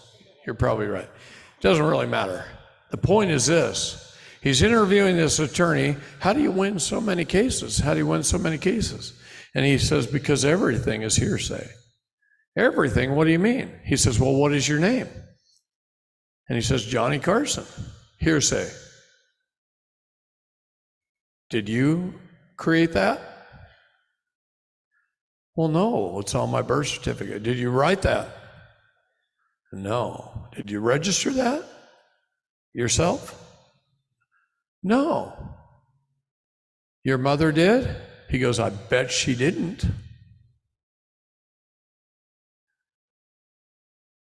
Look at who registered it. She signed off on an form and gave him away. That's what Mama did. Gave her kid away without knowing about it. The ladies are laughing. So, and he just went on and on and on. Everything Johnny said, hearsay. That's hearsay, Your Honor. Hearsay, Your Honor. And Johnny's getting kind of like, well, what's the truth? He goes, nothing, unless you created it.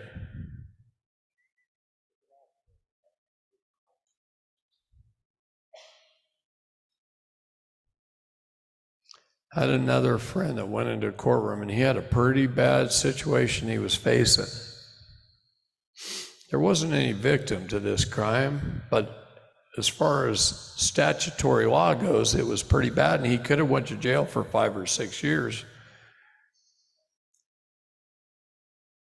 And he went into court, and the judge says, what is your name?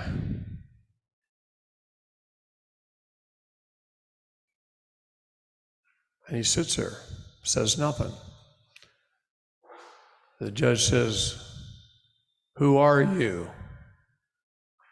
And he sits there and he says nothing. So the judge says, what are you called? And he says, thank you, Your Honor, for phrasing the question correctly. Since the day I was born, my mom and dad called me John Doe. I'm not going to give you his real name. John Doe. And he said his name. And Your Honor goes, okay, John Doe, and writes the guy's name down. And he says, hold on there a minute, Your Honor. That's just hearsay. That's just what I've been told. I don't know if they were lying to me or not.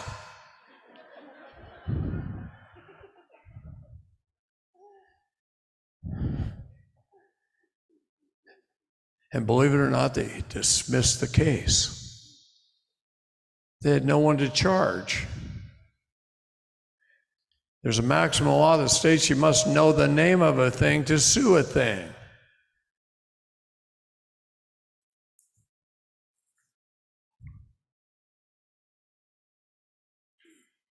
Understand, those little things sometimes are quite brilliant, but they're also awfully funny, aren't they?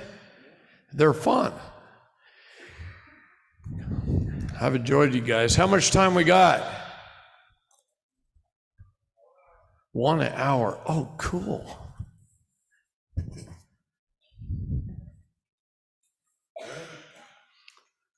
You want me to answer questions, or you want me to talk about anything else? Most of you have watched videos, right? If you go to Rob's channel, there's a whole bunch of my videos. I'm going to try and talk him into start making them available, even the old ones. And he's going to be doing that, so that you can watch some of the older videos, because I never do something the same twice.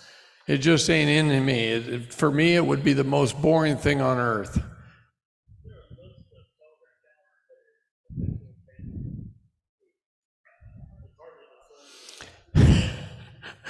It is. Stick with the admins and ask them, but there is ASN channels. Start with capital A, capital S, capital N, and then the name of your state. There's probably a channel for ASNs in your state where you can communicate with other people locally. There's ASN channels for just about everything, for MCOs, for land patents, for PMAs, there's more than 100 channels that our admins all run and do. Over 100 channels, and some individuals do. Join those channels. Start with Bobby's and mine till you learn and you're up to speed. Once you're up to speed, I want you to start getting your stuff done, getting all your stuff done. And then I want you to start recruiting other people and start teaching as much as you can. However you want to do that, that's up to you. You find your niche. If some of you hate your job, you want to quit your job and you want to be able to make a living helping people, we have a huge need, especially if you're good in the law, brother. There's no reason you're not making $250,000 a year helping people. Boy, do they need your help. You know how many people a day I get people crying? I have had to develop a very strong constitution to hear all the bad stories. All the bad stories. Belinda, are you still here? I think they might have had to drive home at lunch. Okay, yeah, they left at lunch. That girl I've known for they drove in from West Virginia. And I've known her and her husband for at least 4 or 5 years. And her child was taken from her from CPS. And if she was here and you asked her how many hours David Strait spent on the phone with her, absolutely free to help her out over a long, long period of time, 4 or 5 years, I have put hundreds of hours into that girl to help her. Never charged her a dime. In fact, I bought her dinner. Katie bought her a dinner too. So understand we do that because we love people. And her situation was not a good one. And she didn't have any money. And I don't care if someone has no money. Some do, some don't. You help them all, and God rewards you accordingly. And the ones that have a lot of money, you don't even know they have a lot of money a lot of the time. You just do what you do for people, and sometimes they just throw an envelope of $5,000 down on your desk. And that's how I accept it as a gift. And I'm not going to deny somebody God's gifts. Because if I did that, I'm doing them an injustice when they offer. So I don't deny gifts anymore. In the early years, I didn't know that. And I didn't know I was doing people a disservice by denying it. I read it in the Bible that it was a disservice, and I changed my thinking and my ways.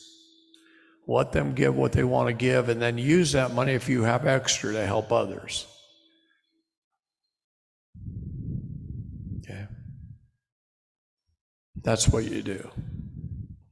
You start living your life that way, and you go home tonight and you read Deuteronomy 28, the whole chapter, and it's a long one.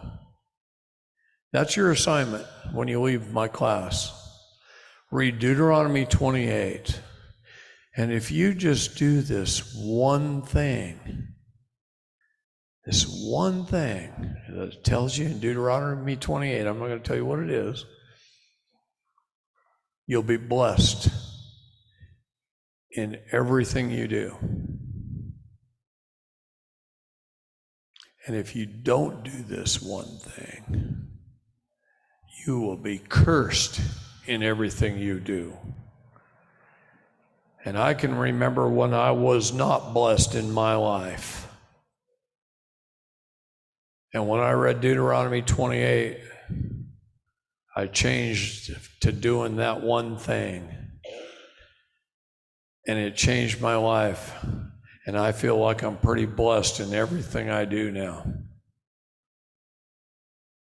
Okay? It's up to you. Do it. All right, we want to go question and answers? David, if it's time for Q&A, you think we can have people with questions to line up once again like they did yesterday? Yep. I'll bring some microphones. Raise your hand. I want to make sure you leave here with your questions answered. It's important.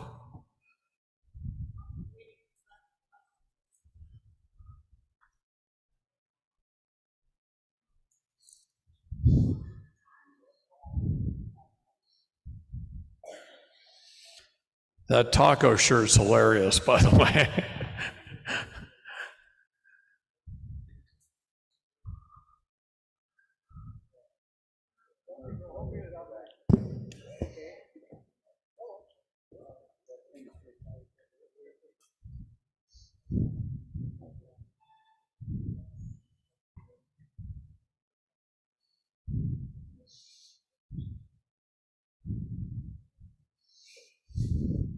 Okay, how are you supposed to sign your ASN passport? Hold it this way. In bar syntax or just in cursive?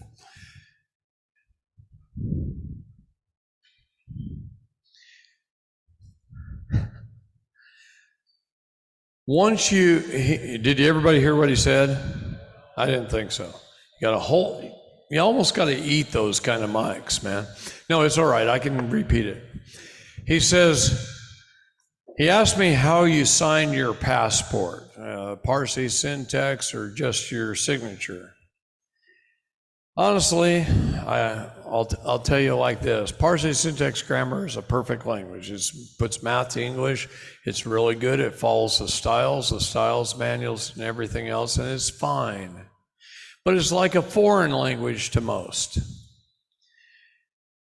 Documents written in Parsi syntax go into the courtroom and they don't even know what it means. It's like if you walked into an English court and you spoke Swahili, they would not understand you. There lies the problem with Parsi syntax. Is not widely recognized by enough people. Not that it's not good. Dave Miller was my friend. I understand Parsi syntax. I write my name Parsi syntax sometimes. On your passport, I don't think it's that necessary. It's more important what jurisdiction you're in. A U.S. citizen needs to sign their passport in blue. They should do that so we can recognize them. A man who has not obtained their minor estate should sign it in red with their thumbprint. Mine's in purple with a gold seal and also my thumbprint, because I've claimed my minor estate. That makes me the king. Okay. That's the true way to do it. And then come get it stamped by somebody that has a stamp and have it signed. Get a couple of people to sign it. I'll tell you very quickly, one of the guys that's in the Republic of Texas who comes to our office and to the meetings, he was leaving to go home. He lives like 5 hours away in Texas. Texas is big, okay? You're not even going halfway across the state if you're only traveling 5 hours sometimes. So he gets stopped by the police in a little town called San Saba, Texas. And he hands the police officer, and now I've never been to San Saba, Texas. Well, I have now, but not before this happened. And it's actually quite a cute little town. Bonnie and I drove through it just a few weeks ago for the first time. And he hands the officer the passport, and the officer opened up his passport and saw the stamp with my signature. And he says, "We hate that guy." And he hands it back to him and tells him to be on his way. Small town cop in a place I've never been knew my name. That blows me away. Put Bobby Lawrence's on there too if you can get it, or Ann Vandersteel's. And watch what these guys do. They go on YouTube too, and BitChute and Rumble and all these other channels, and they watch. I've got a chief of police who's a state national who's training all of his officers, and he's in Houston. Yeah. Davis Smith. Okay, I shouldn't have said that on camera. Give his name away. Okay, go ahead. King David, could you... You talking to me or about my relative? You, King David. Can you explain to us how April 1st is actually not Fool's Day, but the first day of the year? April 1st is not April necessarily 1st. the first day of the year, but it is Fool's Day. Okay, could you explain that a little bit to us? You know, I did this little God's calendar thing a few years back, and somebody took out of my entire 30-hour seminar, they took God's calendar portion and put it on TikTok. And it was the most shared of all my TikTok videos. In fact, TikTok said more than 2.5 million people watched that TikTok video of God's calendar. This drives people a little crazy, but I've actually got God's calendar on my iPad over there. We've been screwed for a long time with Satan. Satan came down to this earth, he was cast down here, and he just started causing havoc right away. We had the Julian calendar. Before that, we had the Hebrew calendar. After that, we had the Gregorian calendar. We have holidays on the Gregorian calendar, like Christmas and Easter. You got to be kidding. We celebrate Easter with bunny rabbits and eggs? That has nothing to do with Easter. What about All Hallows Day, Halloween? Almost every holiday on the Gregorian calendar is a pagan holiday. I don't celebrate any of them except Thanksgiving because I like to eat. The rest I could care less about. Christmas was a little fun when my kids were young, but now they're grown and gone. I don't celebrate Christmas.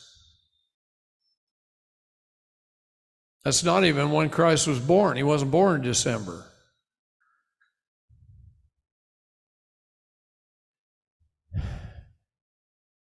God's calendar is perfect.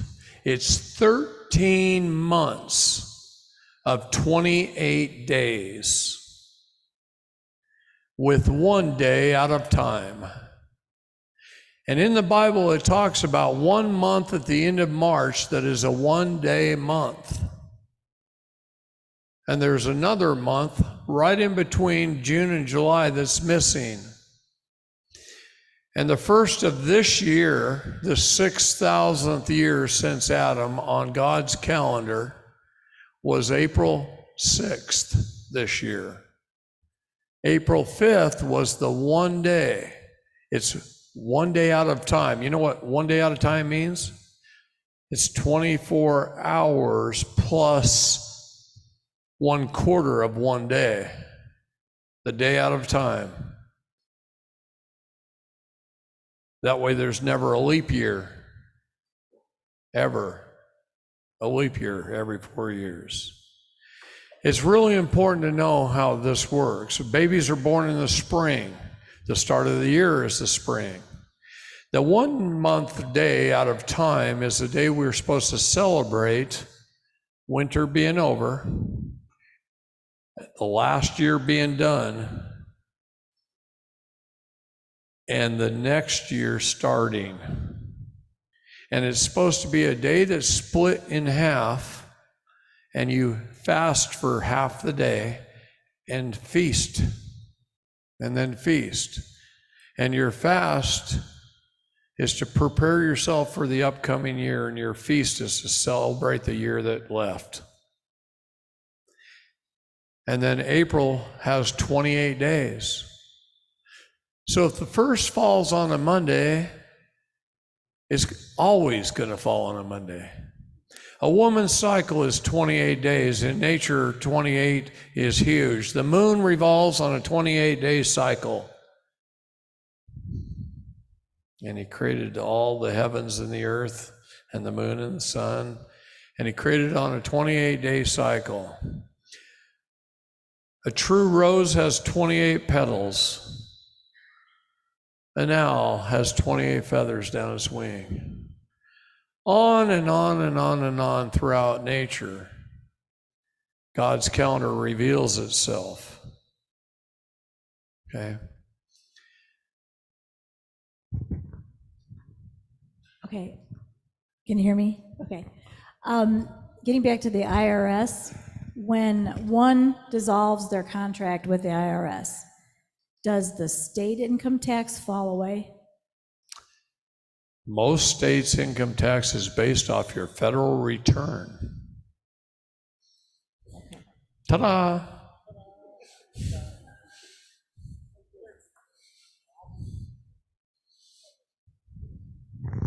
It's just an up and down. It ain't that difficult. Come on, girl. Can you hear me now? There we Yeah. go. So to follow up from my other question earlier, I have another daughter who is already 8. She turned 8 in February. Can she still go and do the estate or minor estate, or is it too late? Yes, because with she's your already- help. Can you help us know how I do that with her? You got to learn to do yours first and take her with you. Just take her under your wing. You're the protected mama eagle. Okay? Okay. Take her under your wing. From 8 to 18, she's under your care. She's 18, she's on her own. Kick her out of the house. Tell her to move 1,000 miles away so she can learn how to live her life. And then tell her it's okay to move back later, close to you. I have one that's 3 almost houses 18. over. Thank you. Not next door. Can you hear me? Yeah. Okay. But can they? Oh, can you hear me? If you do that, that's perfect. Oh, okay. I read an 87-page article titled Hidden History. Did you write that? You wrote what? I read a 87-page Article? article. Entitled what? I think it said Hidden History, Part 1. I thought it was you because it had a Oregon zip code in it, and I'm looking for Part 2. Wow. No, actually, One of the guys out of Oregon in our Southern Oregon group wrote that. Is there a part 2? And of course, he learned a lot of that shit from me, but yeah, I didn't write it. Is there a part 2? I don't know if he's written part 2 yet. Okay. He wrote it quite a while ago. Okay. And I don't know if he ever got to part 2. So, Good afternoon, David. hi. Question about playing offense when you go to court. You got the ISLN numbers. That's an offensive tool. What are the best tactics to use that tool? See, here's my problem. I don't fight the way other people fight. I just go full head on and expose all the corruption and how they get paid. And I do that, and they go, holy crap. And I show all their violations and the crimes they're committing. And I show that they have no immunity. And that I show that I can be nice and forgiving, but if they pursue, I'm going to be tough and unforgiving. And when I do it that way, they run like hell usually. Thank you. Okay. Hi. When it's all said and done, what would you consider adequate justice for the mistreatment that you and Bonnie have both faced? I offered them a peace treaty. Peace treaty goes a little something like this. You wipe everything off the county records of every case that she's ever had in her entire life, and you never come after her again. And for that, I'll let you have some of that bond, but our restitution is we get the rest. And the rest is a minimum of half. And then we're going to tell you a little bit on how to spend your part of the money, like improve humanitarian things, like better food in the jails, a bed cot to sleep on, or at least a thicker mattress pad. Make it a little warmer in there, pay your goddamn heat bill.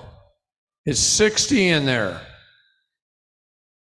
You're literally, and I'll tell you from my just short little period of time of experience, I was wearing canvas, tan and gray stripes. They didn't even look good on me.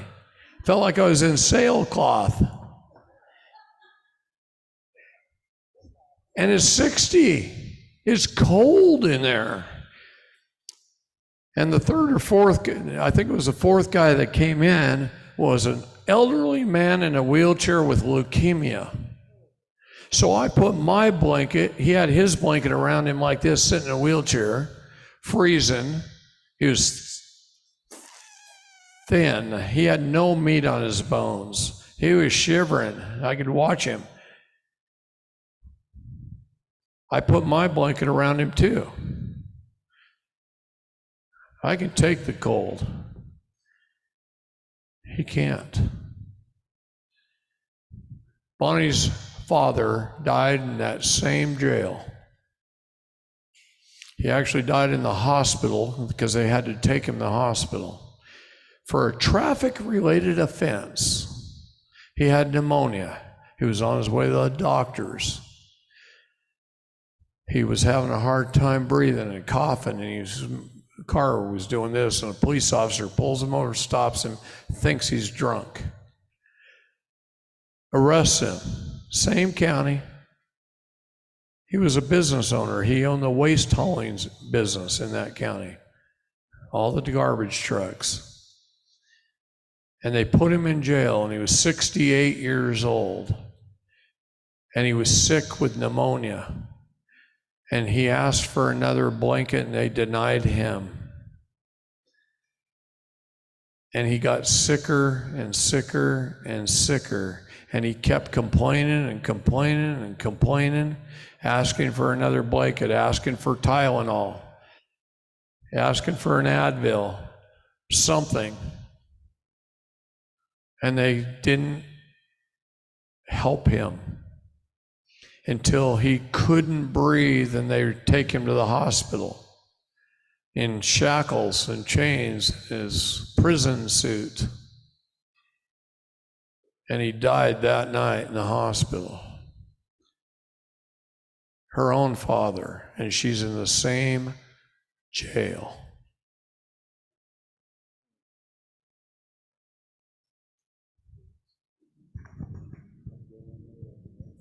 I have 2 questions. Don't think I haven't thought about that. I got worse than that. Okay, I have my certificate of live birth, and my name did not come in caps on here. Does that matter? Not always legit? is. The states are making it hard to get your long form. You should have your long form if you can get it. The long form will almost always have your all caps name on it, but different states at different periods in our recent history, maybe the state you were born, which I don't know what that is, back when you were born, they may not have done it. That doesn't mean anything. I guarantee a lot of states won't even give you the long form anymore, and they changed your name on it. They don't want you to know. We've been teaching this enough that they don't want it. What was it yesterday that I said, and somebody was watching it, somebody screenshotted it, and then within a half an hour, they removed it from the site?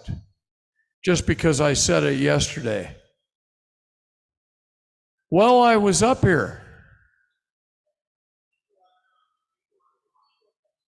Yeah, the Deagle population reduction. Some people were pulling it up, and there it was. And some people pulled it up a little later, and no, it's not there anymore. It's because I talked about it. I've watched this happen over 30 years so many times about so many different things. The minute I say something, they're going to make it hard. So intent in the law is important. If you live in one of these states that won't give you the long form birth certificate, take the certified birth certificate that they will give you and use that. You can only make your best attempt, and that shows your intent. See? And intent is very important in the law. I have a question with the marriage license. What if your spouse is deceased? You still need to annul the darn marriage. Put it in the Bible and go record it. I can put it in the Bible. You got friends and family that knew when you got married, probably. Get them to witness it in the Bible. Write it down. Write the original date down and get them to witness it. And go record it. Great. Thank you. He'll probably appreciate it if he's up there. If he's down there, it doesn't matter anyway.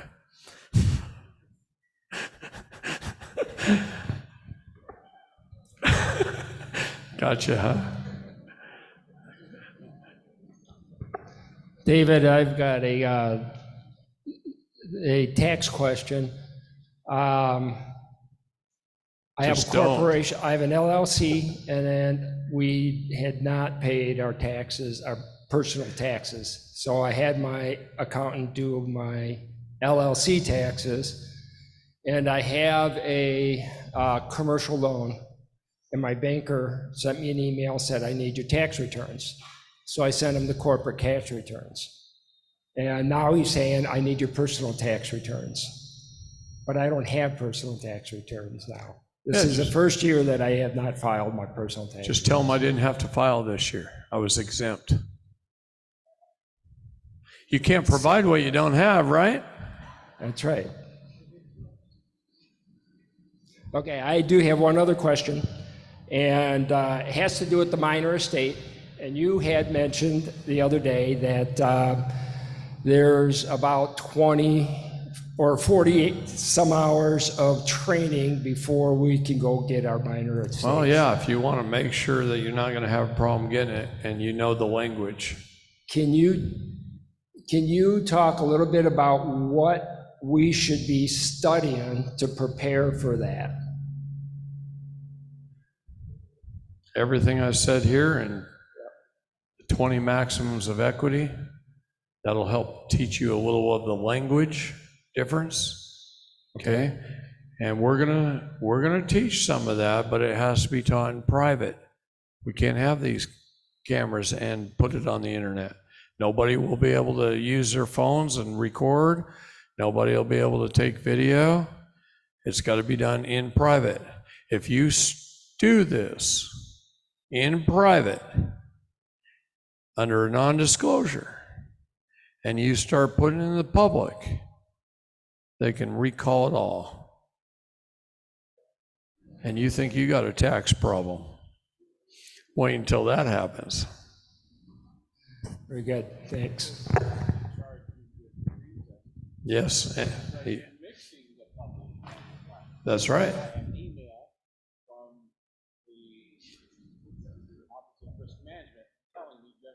That's right. He said the Office of Risk Management sent him an email telling him that if you do that, you could be charged with treason. You can't mix public and private.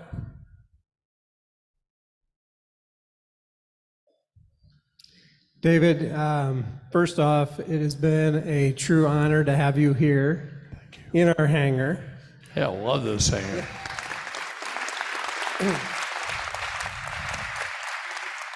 And I want to thank Kimberly for setting this up. Absolutely. Me too. Thank you. What's that? You had a hand in it. Okay, so I just want to clarify 3 things. First, back to the IRS question. If you have filed but have not paid, can you refile so that you don't commit perjury? Yes, it's called an amended return. Yeah, okay, perfect. 1040X. Okay, second, what was the name of the asteroid we're tracking? What's the name of that? The name of the Really? Yeah. Really? What was it called? We looked it up last night. I don't want to say that. Go on NASA's website. We did. Did you find it? No. It was there a couple of days ago. Probably took it down. No, I don't think so. Okay. Yeah, you'll find it. Last question. Difference between the U.S. code and the Code of Federal Regulations? Because you've referenced both. The Code of Federal Regulations is how government acts against their employees. They consider you an employee by your claim to be a citizen, person, resident, and so on, a taxpayer, a voter. All those things make you a federal employee. The use of your zip code, things like that, all make you a federal employee. And the Code of Federal Regulations is an employee manual, like at a corporation. That's what it is. The United States Code was designed based upon the Bible and our 4 founding documents, how we are to hold our public servants accountable. That's the difference. Government holding their employees accountable, and how we're supposed to hold our public servants accountable. Now, also, because we are a citizen, person, resident, taxpayer, voter, they can use the USC against us too. They can't use it against me, but they can use it against U.S. citizens. Anyone making those claims, citizen, person, resident, and so on. Now they can use it against you and include you as a government employee. So they can use either code against you.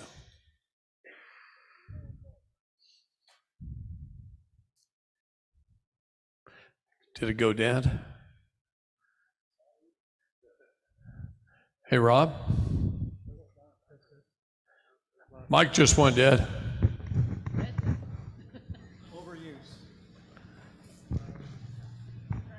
Try it now. There we go. Okay. So know them both, is what you're saying. You know, it's helpful. Start with the US Code. Okay. Because our job out here as people is to hold our public service accountable. Thanks. Yeah, and I'm not saying you guys got to become lawyers.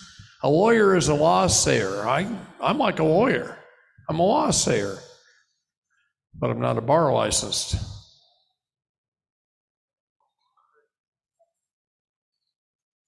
No, I just did. Oh, all right. You filed a public tort claim through the Public Tort Risk Management. What this means is you have crossed a private administrative CAFE. Oh yeah, and I don't do that. I don't teach that. You don't use that terminology. You do, you could get in trouble. Into the Public Tort Claim Department. I bring this to your attention because you cannot mix public and private ever. Something to learn when you go talk about equity. Can't bring up a case law. You can't bring up statutes. You can't, okay? Management may not agree with what you have done because you do not have a court order to back up your claims. Thanks, Tort Division. Michigan Tort Risk Management. Check, check. A trick question, did you happen to still have that piece of paper I gave to you? Which one? Yes. I don't remember. It was about a podcast that that your name comes up on quite often. Okay, so I'll read you the question. Okay. It's a podcast, so they do a Q&A, and it says, why do you consider, caller asks, why do you consider ASN a dangerous path? And his answer was, the path is like giving up. An ASN claim is giving up their citizenship. They claim to be giving up your citizenship. Isn't that what they are claiming to do? You could be deported. You're already on record with a fingerprint on record as common law. That's a lie, quote unquote. And it was established in the 1800s by the American Indians using ink as proof as a signature or something is not common law. It's a BS thing. So there you go. Okay. Sometimes I'm just in a zoo feeding peanuts. Every time Bonnie and I read one of those comments that are similar to that, we look at each other and so we just say, that guy's just a squirrel in our world gathering nuts. Because his intelligence level just ain't up to par. And his amount of studying just ain't gonna cut it. Let me tell you something. I've been doing this 35 years. I've been in more than 2,000 courtrooms. I've got attorneys, judges, and police officers who are state nationals. I've got US senators and congressmen, and I've got a Supreme Court retired justice helping us. I've been vetted by everybody on the face of the planet, and I am still here despite the naysayers and the Vice News idiots. They would have arrested me a long time ago for something a hell of a lot more serious, but I refused to teach anything out of the FBI police training manual on sovereign citizens. We don't do that shit. Everything I teach you is backed up by law. I give you the laws, the codes, a whole book full of information, and we still come up with idiot questions like that. We've got 150 million people following us worldwide, and those numbers are going up fast. We've got more than 20 25 million now state nationals in the United States. We hit 25 million.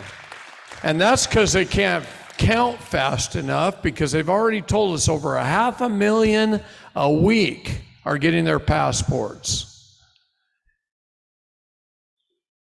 And now they're starting to, we're causing such a stir that the Democrats in Washington, D.C. are starting to throw out misinformation, where before they were just telling us and it was fine and we were going along.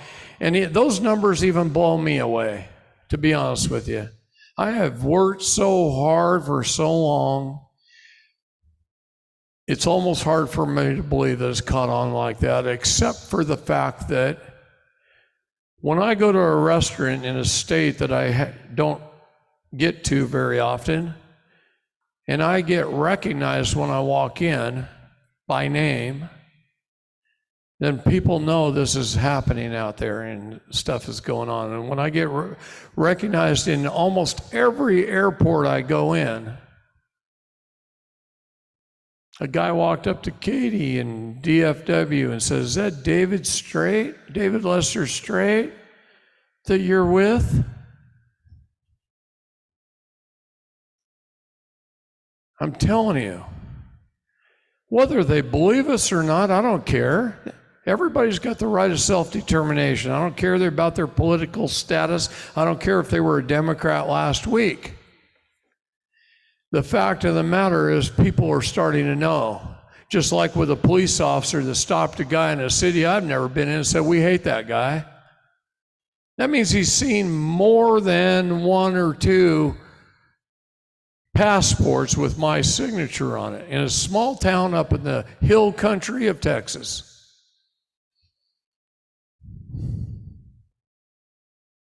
Vet me some more. Bobby Lawrence looked at a chief of police in Cleburne the other day, and after talking to him and teaching him the law for about an hour in the hallway, he says, "Here's what I want you to do." And he's pointing at the chief of police's chest, and Bobby's a big guy with a big booming voice, and I'm thinking, he can shoot you. And he says, "Here's what I want you to do. I want you to thoroughly investigate this man right here, and especially his political status." And the very next day, my arrest, my tickets, even the ticket a year ago that I went to court for and schooled the judge and beat, is nowhere to be found on the public record. That's how I know this is the right thing to do, because I've studied the hell out of it.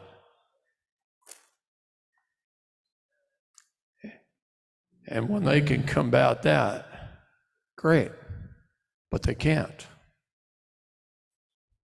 And that's how I feel about it. Go ahead.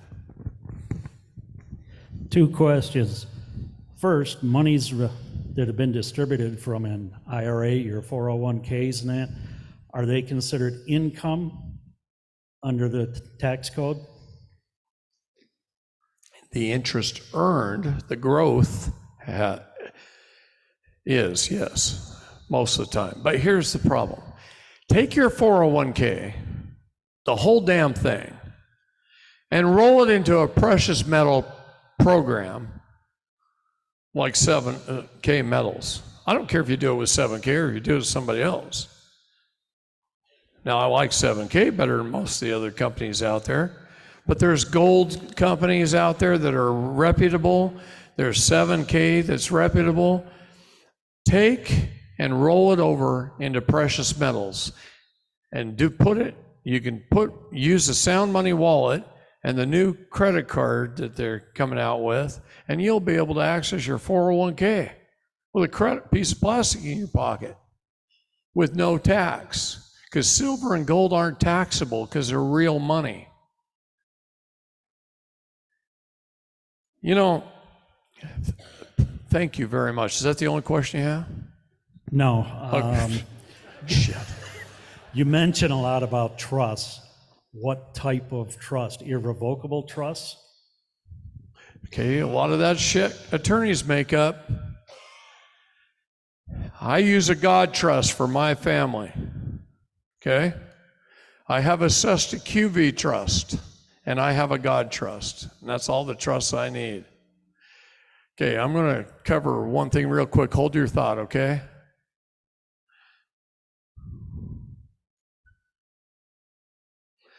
Real estate contracts put out by the Real Estate Association have a cute little box around it. And then they have the contracts, real estate contract. I'll tell you how smart my wife is. She learned about real money and stuff long before she met me versus fiat currency. And she had a client of hers as a real estate agent that was buying a $7 million home on the lake. And my wife took a little bit of whiteout and she erased the corners.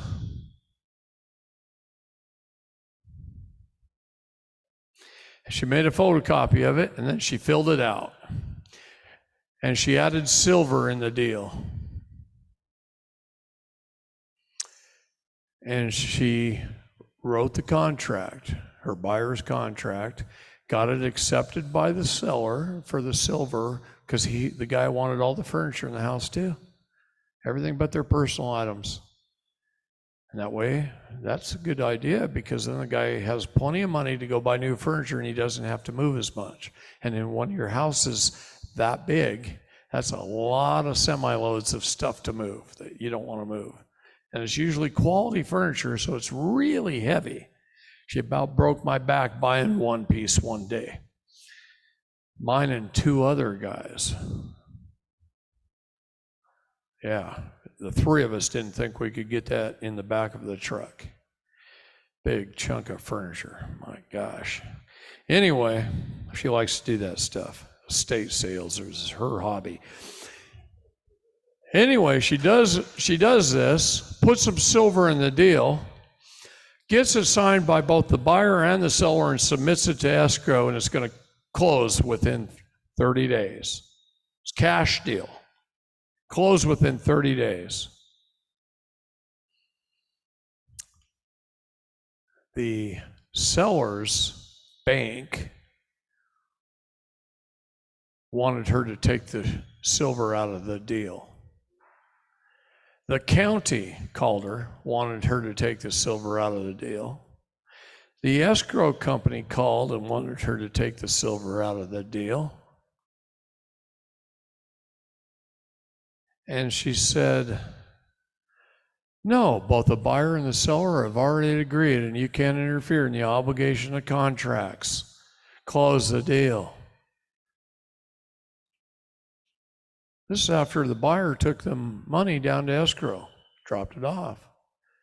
And the bank didn't even want to take the silver as a deposit at the escrow company. Complained. And Bonnie forced him into it with Title 15 of the United States Code. And they closed on the house. And the sellers moved out and the buyers moved in. And the county sent the buyers a letter saying property taxes are zero.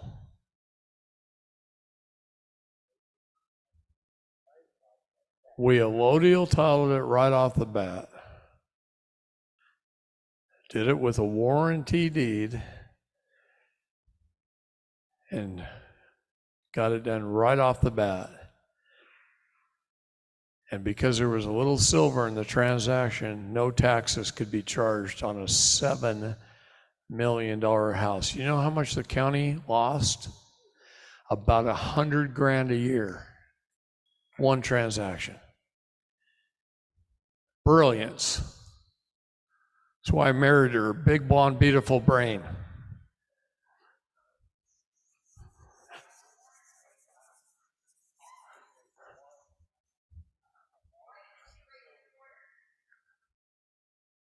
Because anything in box is not part of the contract. Now she just made it a contract.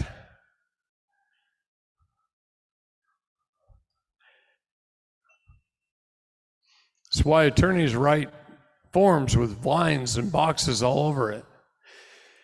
A judge one time, I watched him do this. A legal document came in, multiple page document. There were lines margin to margin, margin to margin. It was titled page 1 of 4, page 2 of 4.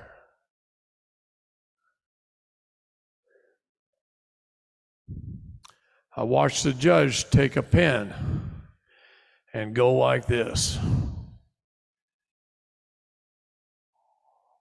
Do you know why? Because there was no page number here and they put a line all the way across, so that doesn't count. That's a blank page in between the pages.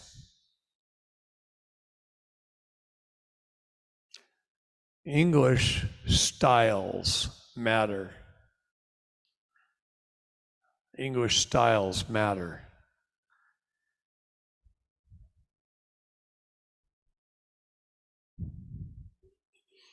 Okay. What's that? No, you always use page numbers. Don't put a line margin to margin. The only place you can do that is down at the footer to separate the page from the footer. And then the page number goes there, above that line.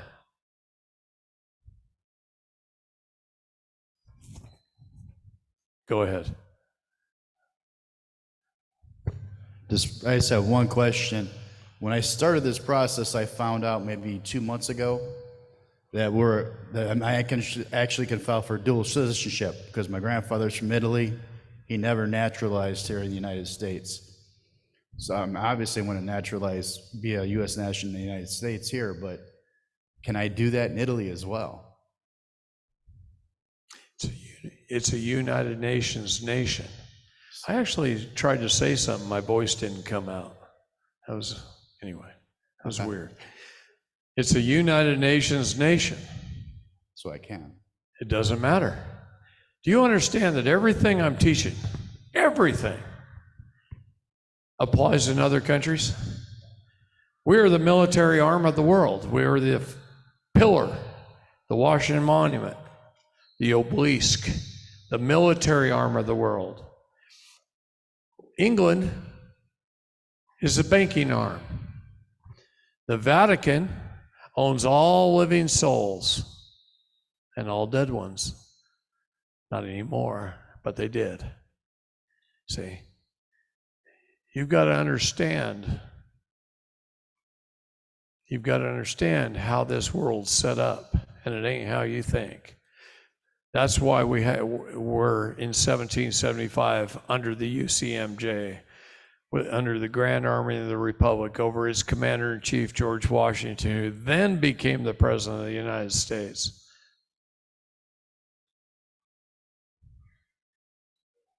Don't tell me the people voted for him. He wasn't going to give up his throne. And he was a British soldier first.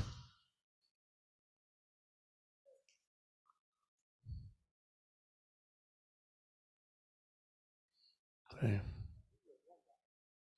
England kind of won everything, even Washington, D.C. Every 6 square miles in the United States, there's a crown pin. The Department of Justice, every attorney general in every state is put into place to protect and uphold the interests of the crown. And they use treaties by the Bar Association to do their dirty work because they're the banking arm.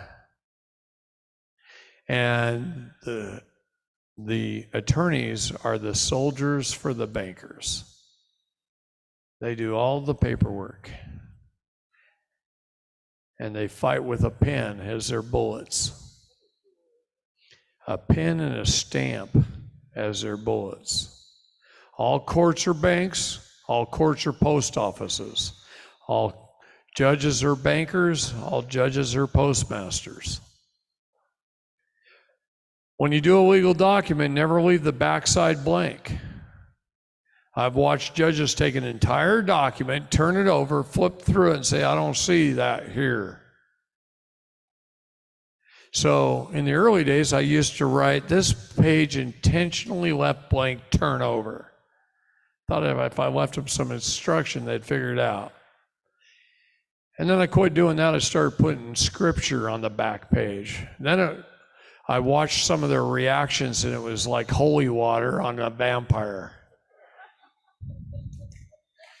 So that led me to having some fun with them, and I'd mail them a little box of wooden stakes from the post office in a town 3 counties away, anonymously, without any fingerprints on it, and some silver bullets in another box the next day, and some garlic on a string, and some little wooden crosses.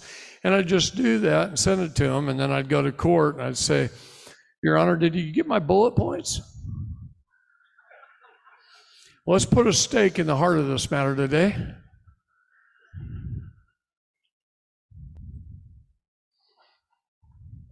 I don't recommend that now. They're getting rough on people. But back then, they'd laugh about it. They'd say, did you send that? I'd say, that's hearsay, Your Honor. Got any proof?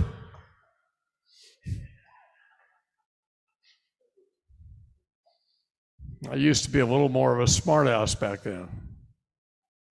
Okay. But if you're careful, you can have fun with some of them. All right. Where are we at now? Quitting time? Hey, it's past quitting time. Guys, I just want to say something. What? Fruit from a poisonous tree? I know. I did.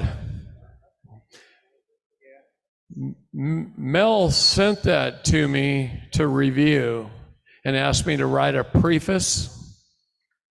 And I said, I don't think it's complete. You didn't talk about status. And he goes, what do you mean? He was a bankruptcy attorney. And so I sent him my affidavit of repudiation. And he made it his, and he put it in chapter 2, I think, right? Yeah. I read that book a long time ago. Yeah. All right, guys. I just want to say thank you so much for being here and driving as far as a lot of you did and flying in or whatever you had to do to get here, sitting in those hard chairs for 3 days straight and putting up with me and my voice and my wife on the phone. She is wonderful, isn't she?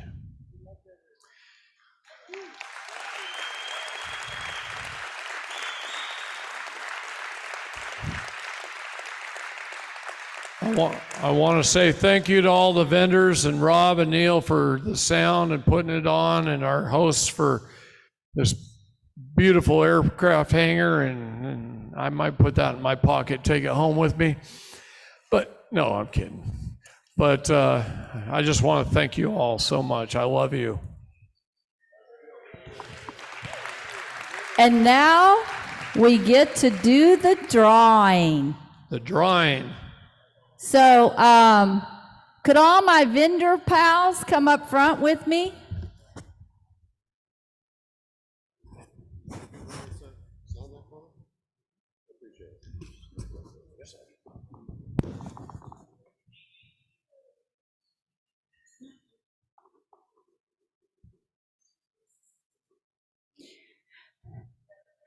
We just want to say thank you. We always like to do this at the end of our events because we appreciate each and every one of you all for being here, not only for supporting David, but also for supporting us. And we're just thrilled that we can help you on this ASN journey. And I would just personally like to say, for those of you that have been here for the first time, I know you might be a little bit overwhelmed, but don't let that affect how you let your feet move, because the faster you get your AOR done, the sooner you're gonna be a free man or woman, okay? So don't be overwhelmed. Work on your AOR, and we want to see you be free. Okay, so I'm going to start with this guy over here. This is Mr. Tony, MCO Tony. He's a great guy, and so I'm going to let him explain what he's given away. Okay, we are going to give 2 right to travel manuals away worth $100, and then 1 MCO worth $500. I'll let Katie pick. You pull it and I'll call it. Okay, Chris Monlock, is that how you pronounce that? Right on.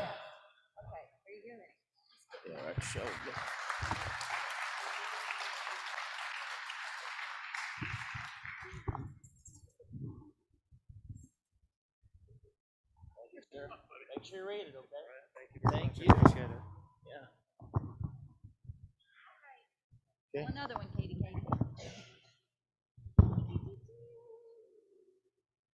Linda Marie, come on down.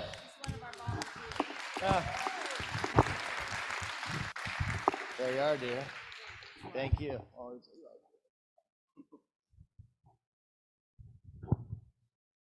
Okay, for the MCO, Mark Blackaby, come on down.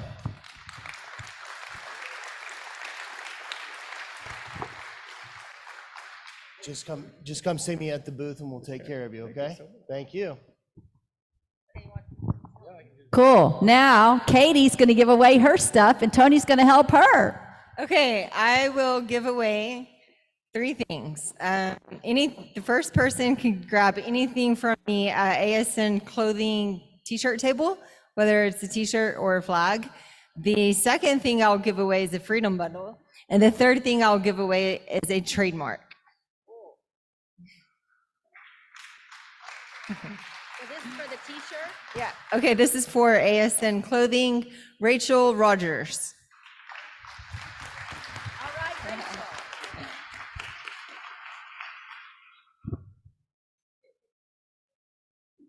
This is for a Freedom Bundle, Ellen Klein. Ellen Klein?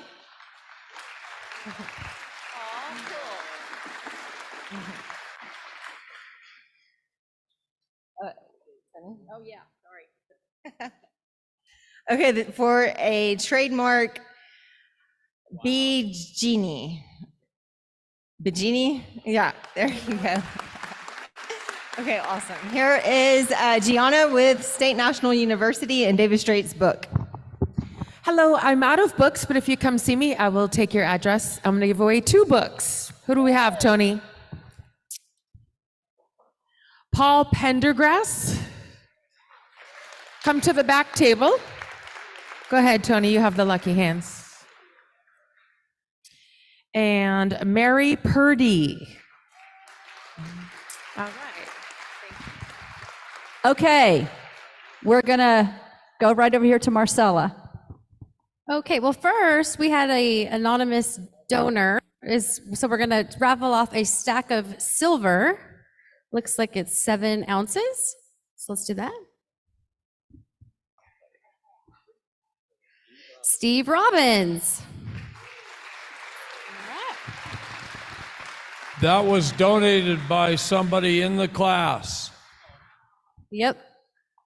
I did say that, right? Why'd you draw a name over there? All right, congratulations. Yeah, I'm sorry to hear. Okay, and next I'm going to raffle off a genuine leather warrior bracelet. This is a souvenir bracelet. It is embossed. It says "Straight Out of Babylon."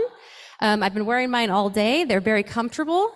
But the reason that we made these was just it's kind of a conversational starter for one to kind of talk about the movement, and then also, you know, David Straight, so it's kind of his souvenir. But also it's a warrior band just to remind us that we are at war as the righteous patriots in this battle. It's a spiritual battle, so anyhow, so we're gonna raffle one of those off. Okay, Gabe. Just says Gabe. Come on down, Gabe. Okay, and then I'm also going to do a 7K Metals standard membership valued at $199.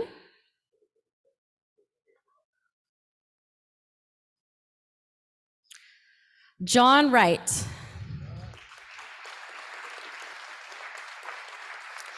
All right, John, so come and see me in the back and we'll get you enrolled when we're done here. And then the last thing, I'm going to do a $500 discount off of a PMA. So that's the Private Membership Association for the business owner. So because not everybody's a business owner, you can gift this to someone else if you win.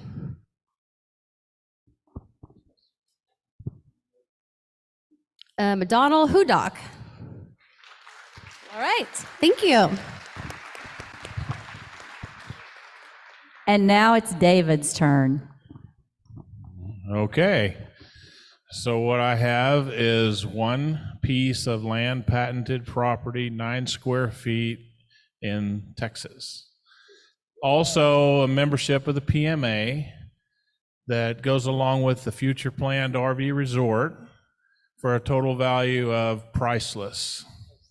All right. All right. Stephanie Combs. All right, Stephanie.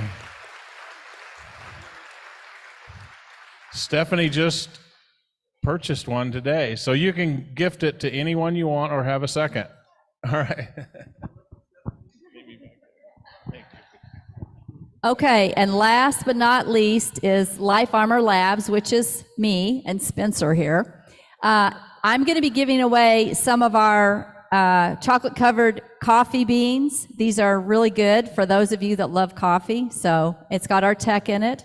And we're going to also be giving away one of our hats, okay, that has 2 cells in it. So this is what we're going to do today. And then we're going to do a couple of those. And then I'm going to give away a bottle of spray, which is really handy to have, okay?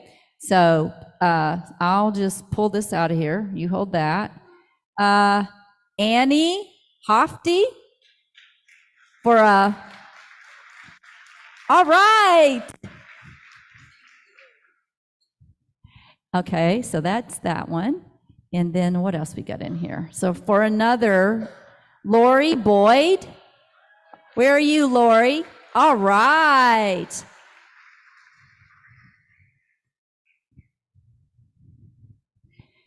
We're going to do the hat next. Enjoy. Okay, so let's see. Who's going to get this lucky hat? This is a very special hat. Chuck Thompson. And you bought a hat. Yeah. That's so cool. There you go. And then for the bottle of spray,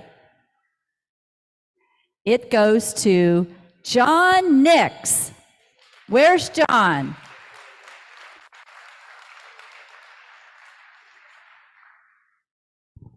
Okay, awesome. Again, thank you all for coming. We'd love to see you in Dallas for our ASN convention.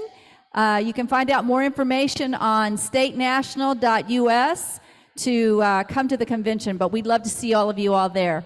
Have a great evening and a safe journey home.